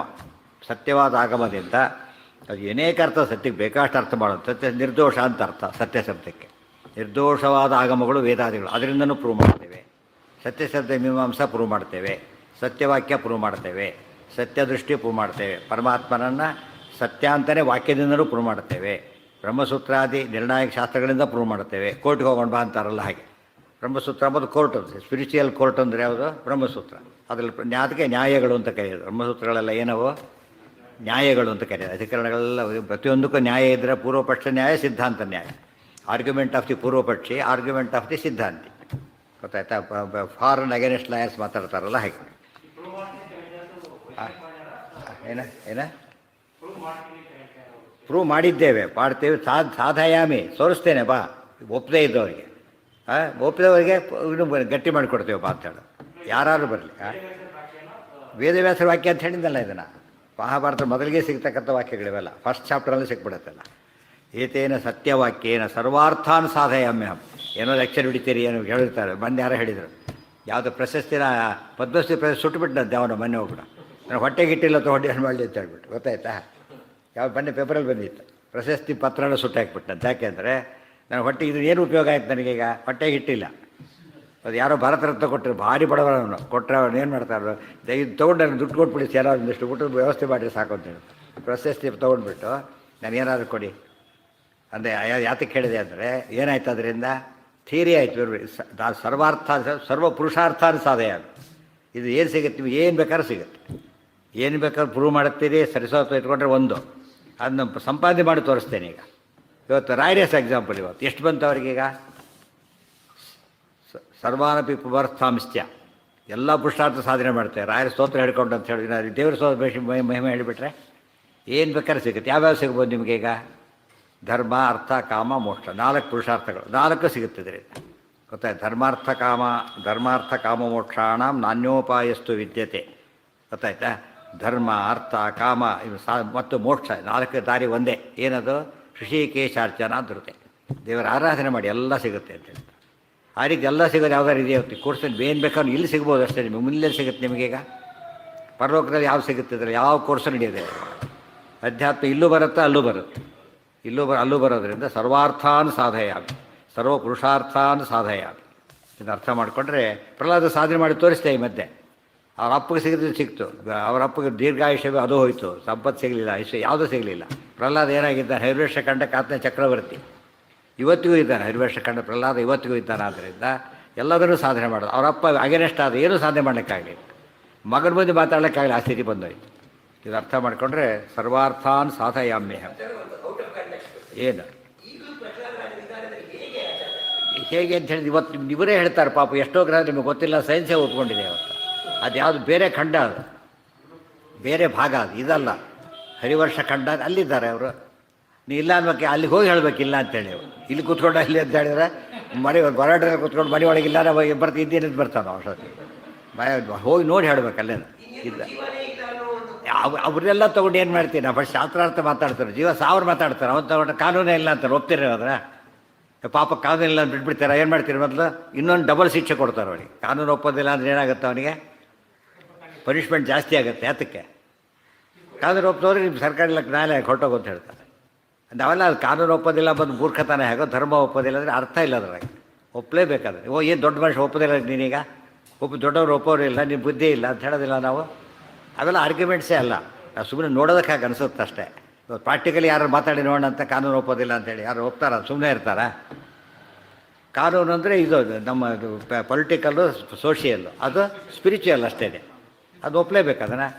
ಅದನ್ನು ಒಪ್ಪಿದ್ರೆ ಜನ ಬದುಕಿರೋದು ಇವತ್ತು. ನಾಳೆ ಊಟಕ್ಕೆ ಬರೀ ಆಚಾರ ಹೇಳ್ತಾರೆ, ಪಾಪ ನೀವು ಸೈನ್ ಮಾಡಿ ಕೊಡ್ರಿ ಅಂತ ಕೇಳ್ತೀವಿ ಯಾರು ನಾವೀಗ. ನಾಳೆ ಬರ್ತೀವಿ ಅಂತ ಬರ್ಕೊಡಿ, ನನಗೆ ಬರದೇ ಹೋದ್ರೆ ಅಕ್ಷರ ಸ್ಟಾಂಪ್ ಪೇಪರ್ ಕೊಡಿ ಅಂದರೆ ಯಾಕೆ ನಂಬಿದ್ರಿ ನೀವೀಗ? ಸ್ಪಿರಿಚುವಲ್ ಅದು. ಒಬ್ಬ ವ್ಯಕ್ತಿ ಹೇಳಿದ್ರೆ ಏನು ಮಾಡ್ತಾನೋ ಅವ್ನು ನಡೆಸ್ತಾನೆ. ಇಲ್ಲ ಎಲ್ಲ ಮಾಡೋಕ್ಕೆ ಬರೋದೇ ಇಲ್ಲ. ಒಂದು ಸ್ಟೇಜಲ್ಲಿ ನಂಬಲೇಬೇಕು ನೀವೀಗ. ಈ ಕಂಡಕ್ಟರ್ ಟಿಕೆಟ್ ದುಡ್ಡು ಕೊಡ್ತೀವಿ, ಕೊಡು ಹೀಗೆ ಕೊಡೋರಿ, ದುಡ್ಡು ಹೀಗೆ ಕೊಡ್ತೀವಿ, ಯಾರು ಕೇಳ್ತಾರೆ ಇನ್ನೂ ಕೂಡ ಕೇಳಿಲ್ಲ. ಗೊತ್ತಾ? ಒಂದು ಕೇಸ್ ಇರ್ಬೋದು ಇವತ್ತೇ, ಕಂಡಕ್ಟರ್ ಕೊಡದೆ ಓಡೋಗಿರ್ಬೋದು ಬೇಕಾದ್ರೆ ಇಸ್ಕೊಂಡು. ಬಟ್ ಅದನ್ನು ಜನ ಏನು ಎಕ್ಸೆಪ್ಷನ್ ಅಂತಾರೆ ಹೊರತು ಏನು ಮಾಡೋದಿಲ್ಲ. ಅಂಥ ಕಾಲ ಇನ್ನೂ ಬಂದಿಲ್ಲ. ಇವತ್ತು ಎಷ್ಟೊತ್ತು ಬುಕ್ ಮಾಡ್ತಾರೆ, ಬಗ್ಲಿಗರೆ ಬುಕ್ ಮಾಡ್ತಿದ್ದಾರೆ. ಯಾವಾಗ ರೋಬಡಿ ನೋಸ್ ಬುಕ್ ಎಷ್ಟೋ ಕೋಟಿಗಳು ಬುಕ್ ಮಾಡಿಬಿಡ್ತಾರಂತೆ. ಗೊತ್ತಾಯ್ತಾ? ಅವ್ರಿಗೆ ಬದುಕಿರ್ಬೇಕಲ್ಲ ಫಸ್ಟ್ ಇವನು. ಮತ್ತು ಹೋಗಿ ಆರೋಗ್ಯ ಫಿಟ್ ಇರಬೇಕಲ್ಲ. ಟ್ರೈನಲ್ಲಿ ಹೋಗ್ಬೇಕಾದ್ರೆ ತಲೆ ತಿರುಗುತ್ತೆ ಎಷ್ಟೋ ಜನಗಳಿಗೆ. ಇದು ಅಲ್ಲಿ ಹೋಗ್ಬೇಕಾದ್ರೆ ಎಷ್ಟು ಕಷ್ಟಪಡ್ಬೋದು ಅವನು. ಗೊತ್ತಾಯ್ತಾ? ಇದೆಯಾ ಅದನ್ನು ನಂಬ್ತಾರೆ. ಇದನ್ನ ಯಾಕೆ ನಂಬೋದಿಲ್ಲ ಆಗಿದ್ರೆ? ಮೂರ್ಖರು ಅಷ್ಟೇ. ಅದೆಲ್ಲ ವಾದಗಳು ನಡೆಯೋದಿಲ್ಲ. ಇವೆಲ್ಲ ವಾದ ನಡಿಬೇಕಾದ್ರೆ ಯಾವಾಗ ಗೊತ್ತು? ಇವತ್ತು ನಡೆದಂತೆ ವಾಕ್ಯಾರ್ಥ ನಡೆಯಲ್ಲ. ಅಧ್ಯಕ್ಷ ಇರ್ತಾರೆ, ಇವರು ಇರ್ತಾರೆ, ದೊಡ್ಡ ಅಸೆಂಬ್ಲಿ ಇರುತ್ತದೆ. ಉಚಿತ ಮಾತ್ರ ಏನು ಮಾಡ್ತಾರೆ? ಒದ್ದು ಓಡಿಸ್ತಾರೆ ಆ ಕಡೆಗೆ. ಪನಿಷಬಲ್ ಅಫೆನ್ಸ್ ಅದು. ವಿಧಾನಸಭೆ ಇದರಲ್ಲೇ ಉಚಿತ ಮಾತ್ರ ಮಾರ್ಷಲ್ ಇರ್ತಾರೆ, ಕರ್ಕೊಂಡು ಹೋಗ್ತಾರೆ ಅವ್ರಿಗೆ. ಮಾತಾಡೋಂಗಿಲ್ಲ ಹಾಗೆಲ್ಲ. ಅದಕ್ಕೆ ಯಾರೋ ಏನೋ ಮಾತಾಡ್ತಾರೆ ಅಂತ ಹೇಳಿದ್ರೆ ಅದಕ್ಕೆ ಬೆಲೆ ಇಲ್ಲ. ಧರ್ಮ ಸತ್ಯ ಒಪ್ಪೋದು, ಧರ್ಮ ಒಪ್ಪೋದಿಲ್ಲ, ನೀವು ಕಣ್ಣಿಗೆ ಕಾಣೋದಿಲ್ಲ, ದೇವರು, ಅವೆಲ್ಲ ಮಾತುಗಳಿಗೆ ಬೆಲೆ ಇಲ್ಲ ಅದಕ್ಕೆ. ಧರ್ಮ ಕಣ್ಣಿಗೆ ಕಾಣಿಸ್ತದೆ, ಕಾನೂನು ಕಣ್ಣಿಗೆ ಕಾಣಿಸ್ತದೆ ತೋರಿಸೀಗ. ಪುಸ್ತಕದ ಕಣ್ಣಾಗ ಅಕ್ಷರಗಳು ಅಷ್ಟೇ, ಅದು ಕಾನೂನಲ್ಲಿ ಅಕ್ಷರಗಳು ಅಷ್ಟೇ ಅಂತ ನಾವು ಇಂಕ್ ಹಾಕಿದ್ದೀರಿ ಕಾಣಿಸುತ್ತೆ ಅಷ್ಟೇ. ಓದಕ್ಕೆ ಬರೋದಿಲ್ಲ ಫಸ್ಟ್ ಅವರಿಗೆ, ಏನೋ ಮಧ್ಯೆ ಪೇಂಟ್ ಮಾಡಿದ್ದಾರೆ ಅಷ್ಟೇ ಅಂತ. ಅಂಥವ್ರು ಹೇಳಿ ಓದು ಬರಲ್ಲ ಅಂತ ಹೇಳ್ತಿರಲ್ಲ ನೀವೀಗ. ಹಾಗೇನು ಕಣ್ಣಿಲ್ಲ, ವಿಚಾರ ಮಾಡೋಕ್ಕೆ ಬರೋದಿಲ್ಲ. ವಾದ ಮಾಡೋದು ಸುಲಭ, ಬಟ್ ಅದು ಇದು ಏನು ಬೇಕಾದ್ರೆ ವ್ಯವಸ್ಥೆ ಬೇಕು. ಸುಮ್ಮನೆ ಅವನು ಕೂಗ್ತಾರೆ. ಕೋರ್ಟಲ್ಲಿ ಯಾತಕ್ಕೆ ಕೂಗ್ಲಕ್ಕೆ ಬರಲ್ಲ? ಒಂದು ವ್ಯವಸ್ಥೆ ಇದೆ. ಅವ್ರ ಇನ್ನೊರು ಮಾತಾಡ್ಕೊಡೋದು ಎಲ್ಲ ಏನೋ ಹುಚ್ಚಿದ ಪ್ರಶ್ನೆ ಕೇಳಾಗಿಲ್ಲ. ಅದು ಪೊಲೀಸ್ ಪ್ರೊಟೆಕ್ಷನ್ ಇದೆ ಅವರಿಗೆ. ಇಲ್ಲೇನು ವಾದ ಹೇಳೋಲ್ಲ, ಕೇಳೋಲ್ಲ, ಹೋದ್ರೆ ಬಿಡ್ತಾರೆ, ಹೋಗ್ಬಿಡ್ತಾರೆ ಆ ಕಡೆ. ಆ ಹಿಂದೆ ವಾದಗಳು ಹಾಗೆ ನಡೀತಾ ಇದ್ದದ್ದು. ರಾಜಸ್ಥಾನದ ಫುಲ್ಲಿ ಸೆಕ್ಯೂರ್ಡ್ ಅವರು. ಯಾರೇ ಏನು ಮಾತಾಡಿದ್ರು ಕೂಡ ಎಲ್ಲ ರೆಕಾರ್ಡ್ ಆಗ್ತದೆ. ರಾಜರೆಲ್ಲ ಇದು ಪೋಷಕರು ಧರ್ಮಕ್ಕೆ. ಈಗ ಅದು ಚಾನ್ಸೇ ಇಲ್ಲ, ಆದ್ದರಿಂದ ಇಲ್ಲೆಲ್ಲ ನಡೀತದೆ. ಅದು ವ್ಯವಸ್ಥೆ ಇರೋದಿಲ್ಲ. ಸುವ್ಯವಸ್ಥಿತ ಮಾತಾಡಿದ್ರೆ ಹಾಗೆಲ್ಲ ಮಾತಾಡೋಕ್ಕೆ ಬರೋದಿಲ್ಲ. ಇವತ್ತು ಯಾತಕ್ಕೆ ಬೇರೆ ಒಪ್ಸೋಕ್ಕೆ ಬರೋದಿಲ್ಲ ಅಂದರೆ ಹುಚ್ಚಿಟ್ಟು ಮಾತಾಡ್ತಾರೆ, ಸುಮ್ಮನೆ ಕೊಡ್ಬೇಕು ನಾವು ಅಷ್ಟೇ. ಗಲಾಟೆ ಮಾಡಿ ಹಾಗೆಲ್ಲ ಮಾತಾಡಬಾರ್ದು ಅಂತ ಬಿಟ್ಬಿಡ್ತಾರೆ. ಹೇಳಿದ ಅರ್ಥ ಇರಬೇಕದು. ಯಾವ ರೂಲ್ಸ್ ಆ್ಯಂಡ್ ರೆಗ್ಯುಲೇಷನ್ಸ್ ಇಲ್ಲದೆ ಹೋದರೆ ಯಾವ ಮಾತಿಗೂ ಅರ್ಥ ಇರೋದಿಲ್ಲ. ಅದೇ ನೀವು ಅದೇ ಪ್ರಶ್ನೆ, ಔಟ್ ಆಫ್ ಪ್ರಶ್ನೆ. ಯಾಕೆ ಪ್ರಮಾಣ ಕೊಟ್ಟರೆ ಯಾರೂ ನಂಬೋದಿಲ್ಲ. ರಾಮಾವತಾರ ಅಂತ ನಂಬೋದಿಲ್ಲ, ನಾನು ಕೃಷ್ಣಾವತಾರನೂ ನಂಬೋದಿಲ್ಲ. ಅವ್ರು ಏನು ಹೇಳ್ತೀರಿ ನೀವೀಗ? ಮತ್ತು ಎಷ್ಟೋ ಜನ ಇವ್ರು ನಂಬಿತೀವಿ. ಬೆಳಗಾರ ಪ್ರಧಾನಮಂತ್ರಿ ಬೈಯೋದಿಲ್ಲ ಜನಗಳು. ಅದನ್ನು ಯಾಕೆ ಅದಕ್ಕೆ ಸುಳ್ಳು ಕಾಳು ಏನೋ ಬಾಯಿ ಬಂದ ಬೈತಿರ್ತಾರೆ. ಹೌದಲ್ಲ? ಯಾಕೆ? ಅವ್ರ ಪಕ್ಷದ ಪ್ರಿನ್ಸಿಪಲ್ ಅದು. ಅವ್ರು ಹೊರಗೆ ಬಂದು ಹೇಳ್ತಾರೆ ಭಾರಿ ದೊಡ್ಡ ಮನುಷ್ಯ ಆ ಥರ. ಅಲ್ಲಿ ಬೈಯೋದು ಹೊರಗೆ ಬಂದು ಹೇಳೋದು. ಫೋನ್ ಮಾಡಿ ಸಾರ್ ಏನೋ ಕೆಲಸ ಮಾಡಿಕೊಟ್ಟಿದ್ದೆ ಕೇಳೋದು. ಆಮೇಲೆ ಅದು ಯಾಕೆ ಅಂದರೆ ಜನರ ಟೆಂಡೆನ್ಸಿ ಅದು. ಅದೆಲ್ಲ ನಿಮ್ಗೆ ವಾಕ್ಯಾರ್ಥಕ್ಕೆ ಉಪಯೋಗ ಬರೋಲ್ಲ. ನಮಗೆ ಬೇಕಾದ ಪ್ರಮಾಣ. ಅದಕ್ಕೆ ಸತ್ಯವಾಕ್ಯೇನ ಸರ್ವಾರ್ಥಾನ್ ಸಾಧಯಾಮ್ಯಹಂ. ಸರ್ವ ಅರ್ಥಗಳನ್ನು ಕೂಡ ಏನು ಮಾಡೋಣ? ಸಾಧನೆ ಮಾಡ್ತೇವೆ ಅಂತ ಈ ವಿಶ್ವಾಸ ನಮಗಿರಬೇಕು. ದೇವರಿಂದ ಅದನ್ನು ದಾಸರು ಹೇಳಿದ್ದು, ನಂಬಿಕೆ ಕೆಟ್ಟವರಿಲ್ಲವೋ ರಂಗಯ್ಯನ. ದೇವರು ನಂಬಿದರೆ ಕೆಲಸ ಆಗೇ ಆಗುತ್ತೆ. ನಾನು ಸರಿಯಾಗಿ ಬರ್ತಿದ್ದೇನೆ ಅಂತ ಕೆಲವರು ಕೋರ್ಟ್ಗೆ ಹೋಗ್ತಾರೆ ಎಷ್ಟೋ ಸಲ. ಇದ್ರ ಪ್ರಕಾರ ಅವ್ನು ಫೇಲ್ ಆಗಿರ್ತಾನೆ, ಅಥವಾ ಕಡಿಮೆ ಮಾರ್ಕ್ಸ್ ಬಂದಿರ್ತಾರೆ, ಥರ್ಡ್ ಕ್ಲಾಸ್ ಬಂದಿರುತ್ತೆ, ಅಲ್ಲಿ ಫೇಲ್ ಆಗಿರ್ತಾನೆ. ಅವ್ನು ಸರಿಯಾಗಿ ಹೋಗ್ತಾನೆ, ಬರ್ದು ಗ್ಯಾರಂಟಿ ಇದೆ. ಅವನು ಏನು ಮಾಡ್ತಾನೆ? ಅವನು ಕೋರ್ಟ್ಗೆ ಹೋಗ್ತಾನೆ. ಆ್ಯಕ್ಚುಲಿ 2 ವರ್ಷ ಕಡೆ ಏನಾಯ್ತು ಗೊತ್ತಾ? ಫಸ್ಟ್ ರ್ಯಾಂಕ್ ಬಂದು ಇವನು ಫಸ್ಟ್ ರ್ಯಾಂಕ್ ಬಂದಿದ್ದಾನೆ. ಫೇಲ್ ಆದವನು ಫಸ್ಟ್ ರ್ಯಾಂಕ್, ಆಮೇಲೆ ಫಸ್ಟ್ ರ್ಯಾಂಕ್ ಬಂದವ್ರು ಹೋದ, ಸೆಕೆಂಡ್ ರ್ಯಾಂಕ್ ಬಂದ. ಆಗಿದೆ, ಎಷ್ಟೋ ಸರ್ತಿ ಆಗಿದೆ ಆ ಥರ. ಯಾಕೆ ಅವ್ನು ಏನು ಗ್ಯಾರಂಟಿ ಇಷ್ಟಲ್ಲ ಕೊಟ್ಟು ಏನು ಯಾಕೆ ಧೈರ್ಯ ಬಂತು ಅವ್ನು ಹೋಗಲಿಕ್ಕೆ? ಬರೆದು ನಾನು ಗ್ಯಾರಂಟಿ ಇದೆ, ಬರೆದೇನು ತೋರಿಸ್ತಾರೆ ಹೇಳ್ತಾರೋ. ನಮಗೆ ಆ ಶ್ರದ್ಧೆ ಇರಬೇಕು, ಅದು ಕನ್ವಿಕ್ಷನ್. ಈ ಫೇಲು ಪಾಸ್ ಅವ್ನು ಇರ್ತಾರೆ, ಅವ್ರು ಕೋರ್ಟ್ಗೆ ಹೋಗಲ್ಲ ಯಾಕೆ ಅಂತ ಕೇಳಿದರೆ ಅವ್ರು ಪಾಸ್ ಆದರೆ ನಕ್ಕು ಬೈತಾರೆ. ಬೇಸ್ಟ್ ಸರಿಯಾದ ನೋಡಿಲ್ಲ, ಫೇಲ್ ಆಗಬೇಕಾಗಿತ್ತು ಅನ್ನೋದು ಇರುತ್ತೆ. ಫೇಲ್ ಆಗಬೇಕಾಗಿತ್ತು, ಯಾರೋ ಭಾರಿ ಇತರ ಬೇಸ್ಟ್ ಅವ್ರು ಪಾಪ ಪಾಸ್ ಮಾಡಿಬಿಟ್ಟಿದ್ದಾರೆ ಅಂತ ಹೇಳ್ತಾರೆ. ಆದರೆ ಒಂದಲ್ಲಿ ಜಸ್ಟ್ ಪಾಸ್ ಆಗೋದ್ರಲ್ಲಿ ಫೇಲ್ ಆದರೆ ಸೀರಿಯಸ್ಸಾಗಿ ತೊಗೊಳ್ಳಲ್ಲ ಅವನು. ಯಾಕೆ ಅಂದರೆ ಅವನೇ ಎಕ್ಸ್ಪೆಕ್ಟ್ ಮಾಡಿ ಏನಾದರೂ ಗೊತ್ತಿಲ್ಲ. ಫಸ್ಟ್ ರ್ಯಾಂಕ್ ಕಾನ್ಫಿಡೆನ್ಸ್ ಇತ್ತಲ್ಲ ಬಂತು. ಈ ಲೋಕದಲ್ಲೇ ಎಷ್ಟೋ ಕಡೆಗೆ ಇರ್ತಾಯಿದೆ, ಸತ್ಯ ಅಂದರೆ ಸತ್ಯ ಆಗಿರಲೇಬೇಕು ಅಂತ ಹೇಳ್ತಾರೆ. ಅದು ಆ ರೀತಿ ಶಾಸ್ತ್ರ ಜ್ಞಾನ ಬರಬೇಕು ನಮಗೆ. ಲೋಕದಲ್ಲಿ ಹೇಗೆ ಬಂದಿದೆ. ಇವತ್ತು ನಾವು ಒಂದು ರಾಜ ಮಹಾಭಾರತ ಕಥೆ ಬರುತ್ತೆ. ಒಬ್ಬ ರಾಜ ಬರ್ತಿರ್ತಾನೆ, ಕೋಸಲ ಒಬ್ಬ ಪಿಶಾಚಿ ಹಿಡ್ಕೊಂಬಿಡುತ್ತೆ. ಬಂದವನ್ನ ಹಿಡ್ಕೊಂಬಿಟ್ಟಾಗ ಅವ್ನು ಕೇಳ್ತಾನೆ, ಗಾಬರಿ ಆಗೋದಿಲ್ಲ. ಏನಿದು, ಏನು ಮಾಡಿದ್ದೀನಿ ಹಿಡ್ಕೊಂಡು ಅಂತ ಕೇಳ್ತಾನೋ. ಏನು ಮಾಡಿದ್ದೀನಿ ಹೇಳೋ?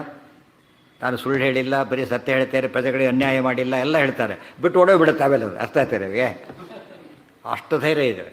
ನಮಗೂ ಒಂದು ಧೈರ್ಯ ಇರುತ್ತೆ. ಇದಕ್ಕೆ ದಾರಿಯಲ್ಲಿ ಹೋಗ್ತಿರ್ತೀವಿ, ಪೊಲೀಸ್ ವ್ಯಾನ್ ಪಕ್ಕದಲ್ಲಿ ನಿಂತು ಬಿಡುತ್ತೆ. ನಾವು ಓಡೋಗ್ಬಿಡ್ತೀವಿ ತಕ್ಷಣ, ಓಡೋಗ್ತೀವಿ, ಕಳ್ತನ ಮಾಡಿ ಹೋಗ್ತೀವಿ ಅಷ್ಟೇ. ಇಲ್ಲೋ ನಿಂತು ಬಿಡ್ತೀವಿ. ಫಸ್ಟ್ ನಿಂತು ಬಿಟ್ಟು ಏನಾರು ಬೇಕಂತ ಕೇಳ್ತೀವಿ ಅವ್ರು. ಯಾತಕ್ಕೆ ಫುಲ್ 6 ಪೊಲೀಸ್ ಇರ್ಬೋದು ಅದ್ರಲ್ಲಿ, ನಾವು ಗಾಬರಿ ಆಗೋದೇ ಇಲ್ಲ. ಯಾತಕ್ಕೆ ಕಳ್ತ ಸುಳ್ಳು ನಮಗೆ ಸಂಬಂಧನೇ ಇಲ್ಲ, ಅದು ಗೊತ್ತಾಯ್ತಾ ಇಲ್ಲ. ಆ ಥರ ಇದೆ. ಆಮೇಲೆ ತಪ್ಪು ಮಾಡಿದರೆ ಮಾತ್ರ ಓಡಿ ಸುಮ್ಮನೆ ಅಲ್ಲ ಗೊತ್ತಿರೋ ಓಡಕ್ಕೆ ಶುರು ಮಾಡಲ್ಲ. ಅವನು ಅಷ್ಟಾಗಿ ಮನಸ್ಸು ಹೇಳುತ್ತೆ ಓಡ್ಲಿಕ್ಕೆ. ಅದು ಬೇಕಾದಷ್ಟು ಕಾಣುತ್ತೆ. ಅದು ಯಾರ್ದೋ ಮನೆಗೆ ಲೈಟ್ ಬಿಲ್ ಬಂದಿತ್ತಂತೆ 1.5 ಲಕ್ಷ. ಅವ್ರಿಗೆ ಖುಷಿನೋ ಖುಷಿ, ಯಾಕಂದ್ರೆ ಬರೀ ಕರೆಂಟೇ ತೊಗೊಂಡಿಲ್ಲ ಫಸ್ಟ್ ಅವರು. ಅವನೇನು ಮಾಡಿದ, ಗಾಬರಿ ಆಗಲಿಲ್ಲ. ಯಾತಕ್ಕೆ ಕರೆಂಟೇ ತೊಗೊಂಡಿಲ್ಲ. ಏನು ಮಾಡ್ತೀರಿ ಮಾಡಿ. ಈಗ ಹುಚ್ಚದಲ್ಲೆಲ್ಲ ಕೊಟ್ಟವ್ರಿಗೆ ಯಾಕೆ ಗ್ಯಾರಂಟಿ, ನಾನು ಕರೆಂಟೇ ತೊಗೊಂಡ್ರೆ ಬಿಲ್ಲಾಗಿ ಬರುತ್ತೆ ಅವನಿಗೆ. ಈ ವಿಶ್ವಾಸ ನಮಗಿರ್ಬೇಕು. ಎಷ್ಟೋ ಥರ ಬರ್ತಿರ್ತಾರೆ, ಮನೆ ಬರ್ತಾರೆ, ಅದು ಸರ್ ಭಾಳ ಗಾಬರಿ ಆಗಿಬಿಟ್ಟಿದೆ, ವಯಸ್ಸಾಗಿಬಿಟ್ಟಿದೆ, ನರಕ ಆದರೆ ಏನು ಮಾಡಬೇಕು, ಇವು ಆ ಥರ ಅದೊಂಥರ ಭಯ. ತುಂಬ ಜನ ಆ ಥರ ಇದ್ದೇ ಇರುತ್ತೆ. ನರಕ ಆದರೆ ಏನು ಮಾಡಬೇಕು, ನಮಗೀಗ ಯಾವ ನರಕಕ್ಕೆ ಹೋಗ್ತೀವೋ ಗೊತ್ತೇ ಇಲ್ಲ. ಅವರಿಗೆ ಧೈರ್ಯ ಇಷ್ಟೇ, ಏನಪ್ಪ ಏನಾರು ಮಾಡಿದೆಯಾ, ತಪ್ಪು ಮಾಡಿದರೆ ಪ್ರಾಯಶ್ಚಿತ್ತವಿದೆ ಮಾಡ್ಕೊಂಬಿಡ್ಬೇಕು, ಪಶ್ಚಾತ್ತಾಪ ಪಟ್ಟು. ಮಾಡಿಲ್ಲ ಅಂದರೆ ವರಿ ಮಾಡೋಕ್ಕೆ ಕಾರಣ ಇಲ್ಲ. ಅರ್ಥ ಆಯ್ತಾ? ಈಗ ವರಿ ಮಾಡೋ ನೆಸಿಟಿ ಇಲ್ಲ. ಭಾಳ ಚೆನ್ನಾಗಿ ಬರೆದ್ರೆ ರ್ಯಾಂಕ್ ಸ್ಟೂಡೆಂಟ್ಗೆ ಪಾಸ್ ಆಗ್ತಾನೆ ಡೌಟ್ ಇರೋದಿಲ್ಲ ಅವನಿಗೆ. ರ್ಯಾಂಕ್ ಬಗ್ಗೆ ಯೋಚನೆ ಮಾಡ್ತಾರೆ, ಫಸ್ಟ್ ಅಷ್ಟು ಯೋಚನೆ ಮಾಡ್ತಾರೆ, ಪಾಸ್ ಬಗ್ಗೆ ತಲೆ ಕೆಡಿಸ್ಕೋಬೋದಿಲ್ಲ ಅವನು. ಆ ಥರ ಇರಬೇಕು. ಅದು ಯಾವಾಗ ಸಾಧ್ಯ? ಅದು ಶಾಸ್ತ್ರ ತಿಳ್ಕೊಂಡು ಅದು ಕನ್ವಿನ್ಸ್ ಆಗಿ ಆ ಪ್ರಕಾರ ಮಾಡಿದ್ದೇವೆ ಅಂತ ಅನಿಸಿದಾಗ ನಮಗೆ ಧೈರ್ಯ ಬರುತ್ತೆ. ಅದು ಯಾರಿಗೆ ಅದು ಇಲ್ಲ ಅಂದರೆ ಅವ್ರಿಗೆ ಧೈರ್ಯ. ಎಷ್ಟು ಆರ್ತಿ ಬಂದವರು ಯಾರು ಮಿಲಿಟ್ರಿ ಆಫೀಸರ್ಸ್ ಅವರೆಲ್ಲ ಶತ್ರುಗಳು ಎದುರಿಸಿ ಈಗ ಗಡಗಡ ಇದ್ದಾರೆ. ಈಗ ನಮಗೆ ಅರ್ಥ ಆಗುತ್ತೆ ನಿಜವಾದ ಜೀವನಕ್ಕೆ ಎಷ್ಟು ವ್ಯತ್ಯಾಸ ಇರುತ್ತೆ. ಈ ವಾಕ್ಯ ಕೇಳಿದ ಮೇಲೆ ಪ್ರಹ್ಲಾದ ಬೆಸ್ಟ್ ಎಕ್ಸಾಂಪಲ್ ಅದಕ್ಕೆಲ್ಲ ಕೂಡ. ಯಾವಾಗ ದೇವರನ್ನು ನಂಬ್ತೇವೆ, ಶಾಸ್ತ್ರ ಆಧಾರ ನಂಬಿರ್ತೇವೆ, ಯಾವ ಕಾಲಕ್ಕೂ ಏನಾಗೋದಿಲ್ಲ, ಭಯದ ಹೆಸರು ಬರೋದಿಲ್ಲ. ಅದಕ್ಕೆ 16ನೇ ಅಧ್ಯಾಯ ಭಗವದ್ಗೀತೆಯಲ್ಲಿ ಮೊದಲನೇ ಪದ ಏನು ಗೊತ್ತಾ? ಅಭಯಂ ಅಂತ ಶುರು ಮಾಡೋದು. ಅಭಯಂ ಸತ್ವ ಸಂಶು ದೈವಿ ಸಂಪತ್ತಿನ ಮೊದಲ ಲಕ್ಷಣ ಏನಂದರೆ ಭಯ ಪಡೆದಿರುವಿಕೆ. ಯಾತಕ್ಕೆ? ಅವ್ರು ತಪ್ಪು ಮಾಡೋದಿಲ್ಲ, ಆದ್ದರಿಂದ ಭಯ ನಿರ್ಭೀತವಾದ ಜೀವನ ಅವ್ರದ್ದು. ಭಯಪಡೋ ನೆಸಿಟಿ ಎಲ್ಲ ಕರೆಕ್ಟಾಗಿದೆ. ಯಾರು ಬಂದರೂ ಯಾವ ರೆಡಿ ಮಾಡಿದ್ರು ಯೋಚನೆ ಮಾಡಲ್ಲ. ಯಾತಕ್ಕೆ? ಏನಿತ್ತು ಎಲ್ಲ ಪ್ರತಿಯೊಂದು ಎವ್ರಿಥಿಂಗ್ ಇದು ಓಪನ್. ಅವ್ರು ಕೂಡಿಸಿ ಅವ್ರಿಗೆ ಊಟ ತಿಂಡಿ ಕೊಟ್ಟು ನೋಡ್ಕೊಂಡು ಹೋಗು ಅಂತ ಹೇಳ್ತಾರೆ. ಯಾಕೆ? ತಪ್ಪೇ ಇಲ್ಲ ನಮ್ಮಲ್ಲಿ ಯಾವುದು ಕೂಡ. ಇಲ್ಲದವರು ಗಾಬರಿ ಆಗ್ಬಿಡೋದು, ಚೂರು ಹೆಚ್ಚು ಕಡಿಮೆ ಇದ್ದರೂ ನಡಕ ಶುರು ಆಗ್ಬಿಡುತ್ತೆ. ಆಮೇಲೆ ಅದಿರಬಾರ್ದು. ಆದ್ಯಂತಯೋರಿತ್ಯವದತ್ ಕೆಲವೆಲ್ಲ ನಿರ್ಭಯವಾಗಿದೆ. ಯಾತಕ್ಕಂತ ಗುಂಡ ಇಟ್ಕೊಂಡಿರ್ತಾರೆ, ಇದು ಮಾಡಿರ್ತಾರೆ, ಹೆದರಿಸ್ಬಿಡ್ತಾರೆ. ಆ ಥರ ಅದು ಅಲ್ಲ. ಅದು ಧರ್ಮದ ಬಯಸಿದ ಭಯ ನಿರ್ಭಯವಾಗಿರ್ಬೇಕೆ ಹೊರತು ಯಾರೋ ಪ್ರೊಟೆಕ್ಟ್ ಮಾಡ್ತಾರೆ ಅಂತ ನಿರ್ಭಯತೆ ಬರಬಾರ್ದು. ಯಾರೋ ಪ್ರೊಟೆಕ್ಟ್ ಮಾಡ್ತಾರೆ ಅಂದರೆ ಅವರೇ ಸಿಕ್ಕಾಕೊಂಡಿರ್ಬೋದು, ಹೇಳಕ್ಕೆ ಬರೋದಿಲ್ಲ. ಇದಿರ್ಬೇಕು ನಮಗೆ. ಆದ್ಯಂತಯೋರಿತ್ಯವದತ್ಸ ಯಸ್ಮಾತ್ ವ್ಯಾಸಾತ್ಮಕೋ ವಿಷ್ಣುರುದಾರ ಶಕ್ತಿ ತಸ್ಮಾತ್ ಸಮಸ್ತ ಹರಿಸದ್ಗುಣಾನಾಂ ನಿರ್ಣೀಯತೆ ಭಾರತಗಾ ಕಥೈಷಾ. ಈಗ ಆಚಾರ್ಯರು ಯಾತಕ್ಕೆ ಏನು ಕೋಟ್ ಮಾಡಿದ್ದು ಅಂತ ಹೇಳ್ತಾರೆ. ಆದ್ಯಂತಯೋ ಇತಿ ಎರಡು ಪಾಠ ಹೇಳಿದ, ನಿರ್ಣೀಯತೆ ನಿರ್ಣೀತಯೇ ಯಾವ್ದು ಹೇಳಿದ, ರೂಪ ಬೇರೆ, ಎರಡು ಸರಿಯೇ. ಆ ಕೂಡಿಸ್ಬೇಕಾದ್ರೆ ಕ್ರಿಯಾಪದ ಒಂದು ಬೇರೆ, ಇನ್ನೊಂದು ಬೇರೆ. ಆದ್ಯಂತಯೋರಿತ್ಯವದಸ್ಸ ಯಸ್ಮಾತ್ ವ್ಯಾಸಾತ್ಮಕೋ ವಿಷ್ಣುರುದಾರ ಶಕ್ತಿ. ವ್ಯಾಸಾತ್ಮಕ ವಿಷ್ಣು, ವ್ಯಾಸರೂಪದ ವಿಷ್ಣುವು ಮಹಾಭಾರತದಲ್ಲಿ. ಆದ್ಯಂತಯೋ ಅದು ಎರಡರ್ಥ, ಆದಿ ಮತ್ತು ಅಂತ್ಯಗಳಲ್ಲಿ, ಅಥವಾ ಆದಿಯ ಕೊನೆಯ ಶ್ಲೋಕಗಳಲ್ಲಿ, ಮೊದಲನೇ ಅಧ್ಯಾಯದ ಕೊನೆಯ ಶ್ಲೋಕಗಳಲ್ಲಿ. ಅದು ಯಾಕೆ ಅಂದರೆ ಕೆಲವು ವಾಕ್ಯ ಆಗಿದೆ, ಕೆಲವು ಆದಿಯಲ್ಲಿ ಬಂದಿದೆ, ಅಂತ್ಯದಲ್ಲಿ ಬಂದಿದೆ. ಅದಕ್ಕೆ ಆದ್ಯಂತಯೋ ಇತಿ ಅವದತ್ಸ ಯಸ್ಮಾತ್ ವ್ಯಾಸಾತ್ಮಕ ವಿಷ್ಣು. ಹೇಳಿದ್ದು ವಿಷ್ಣುವೇ ಹೇಳಿರೋದು, ವ್ಯಾಸರೂಪದಿಂದ ಹೇಳಿರೋದು, ಅಷ್ಟೇ ವ್ಯತ್ಯಾಸ ಹೊರತು ಬೇರೆ ಅಲ್ಲ. ಉದಾರ ಶಕ್ತಿ ಅವ್ರ್ಯಾರು ಹೇಳಲಿಕ್ಕೆ ಅಂದರೆ ಉದಾರ ಶಕ್ತಿ. ಉದಾರ ಅಂದರೆ ಪೂರ್ಣ, ಇಲ್ಲಿ ಪೂರ್ಣ ಶಕ್ತಿ ಸಾಕ್ಷಾತ್ ನಾರಾಯಣ ಅವ್ರು ಹೇಳಿದ ಮೇಲೆ ಇದೇನಿದು ಹರಿಸರ್ವೋತ್ತಮತ್ವ ಶುದ್ಧವಾದ ಪ್ರಮೇಯ. ತಸ್ಮಾತ್ ಸಮಸ್ತ ಹರಿಸದ್ಗುಣಾನಾಂ ನಿರ್ಣೀಯತೆ ಭಾರತಗಾ ಕಥೈಷ. ಅದಕ್ಕೆ ಸಮಸ್ತ ಭಾರತಗಾ ಕಥಾ, ಮಹಾಭಾರತ ಇಡೀ ಕಥೆಯನ್ನು ನಾನು ನಿರ್ಣಯ ಮಾಡಿ ಹೇಳ್ತಾ ಇದ್ದೇವೆ. ಈಗ ನಿರ್ಣೀತಯೇ ಒಂದರ್ಥ, ನಿರ್ಣೀಯತೆ ನಿರ್ಣಯಿಸಲ್ಪಡುತ್ತದೆ, ನಿರ್ಣಯವಾಗಲಿಕ್ಕೋಸ್ಕರ ಅಂತ ಅದಕ್ಕರ್ಥ. ನಿರ್ಣಯವಾಗಲಿಕ್ಕೋಸ್ಕರ ಹೇಳ್ತೇವೆ, ನಿರ್ಣಯ ಮಾಡಿ ಹೇಳ್ತೇವೆ, ರಿಸಲ್ಟ್ ಒಂದೇ. ನಿರ್ಣೀಯತೆ ಭಾರತಗಾ ಕಥೈಷ. ಈ ಭಾರತದ ಕಥೆ ಹರಿಸದ್ಗುಣಗಳಿಗೆ ನಿರ್ಣಯ ಮಾಡಿಕೊಡ್ತಕ್ಕಂಥ ಕಥೆ ಇದು. ಗುಣ ನಾರಾಯಣಂ ಗುಣ ಸರ್ವೇ ಹೃದಯಂ ದೋಷವರ್ಜಿತ. ಸದ್ಗುಣಪೂರ್ಣತ್ವ ಅಂದರೆ ನಿರ್ದೋಷತ್ವ ಅಂತಲೂ ಅರ್ಥ. ಪರಮಾತ್ಮನ ಗುಣಪೂರ್ಣತ್ವ ನಿರ್ದೋಷತ್ವಗಳನ್ನು ಸಮರ್ಥನೆ ಮಾಡೋದಕ್ಕೋಸ್ಕರವೇ ನಿರ್ಣಯ ಮಾಡ್ತಾ ಇದ್ದೇವೆ. ಬ್ರಹ್ಮಸೂತ್ರದ ಉದ್ದೇಶನೂ ಅದೇ, ಗೊತ್ತಾಯ್ತಾ? ಮಹಾಭಾರತ ಉದ್ದೇಶನೂ ಅದೇ, ಶಾಸ್ತ್ರದ ಉದ್ದೇಶ ಎಲ್ಲ ಅದೇನೆ. ಅದು ಏನು ಸ್ಪೆಷಲ್ ಮಹಾಭಾರತದ್ದು ಅಂದರೆ ಇದು ಫಾರ್ ಆಲ್, ಇದು common text to all entire mankind. ಅದು ಹಾಗಲ್ಲ, ಯಾರಿಗದು? ವೇದಾಧಿಕಾರ ಇದ್ದವ್ರಿಗೆ ಮಾತ್ರ. ಅದು ಡಿಫ್ರೆನ್ಸ್ ಗೊತ್ತಾಯ್ತಾ? ಅದಕ್ಕೆ ಮಹಾಭಾರತಕ್ಕೆ ಯಾತಕ್ಕೆ ಇಂಪಾರ್ಟೆನ್ಸ್ ಕೊಡಬೇಕು ಅಂದರೆ it common text for all.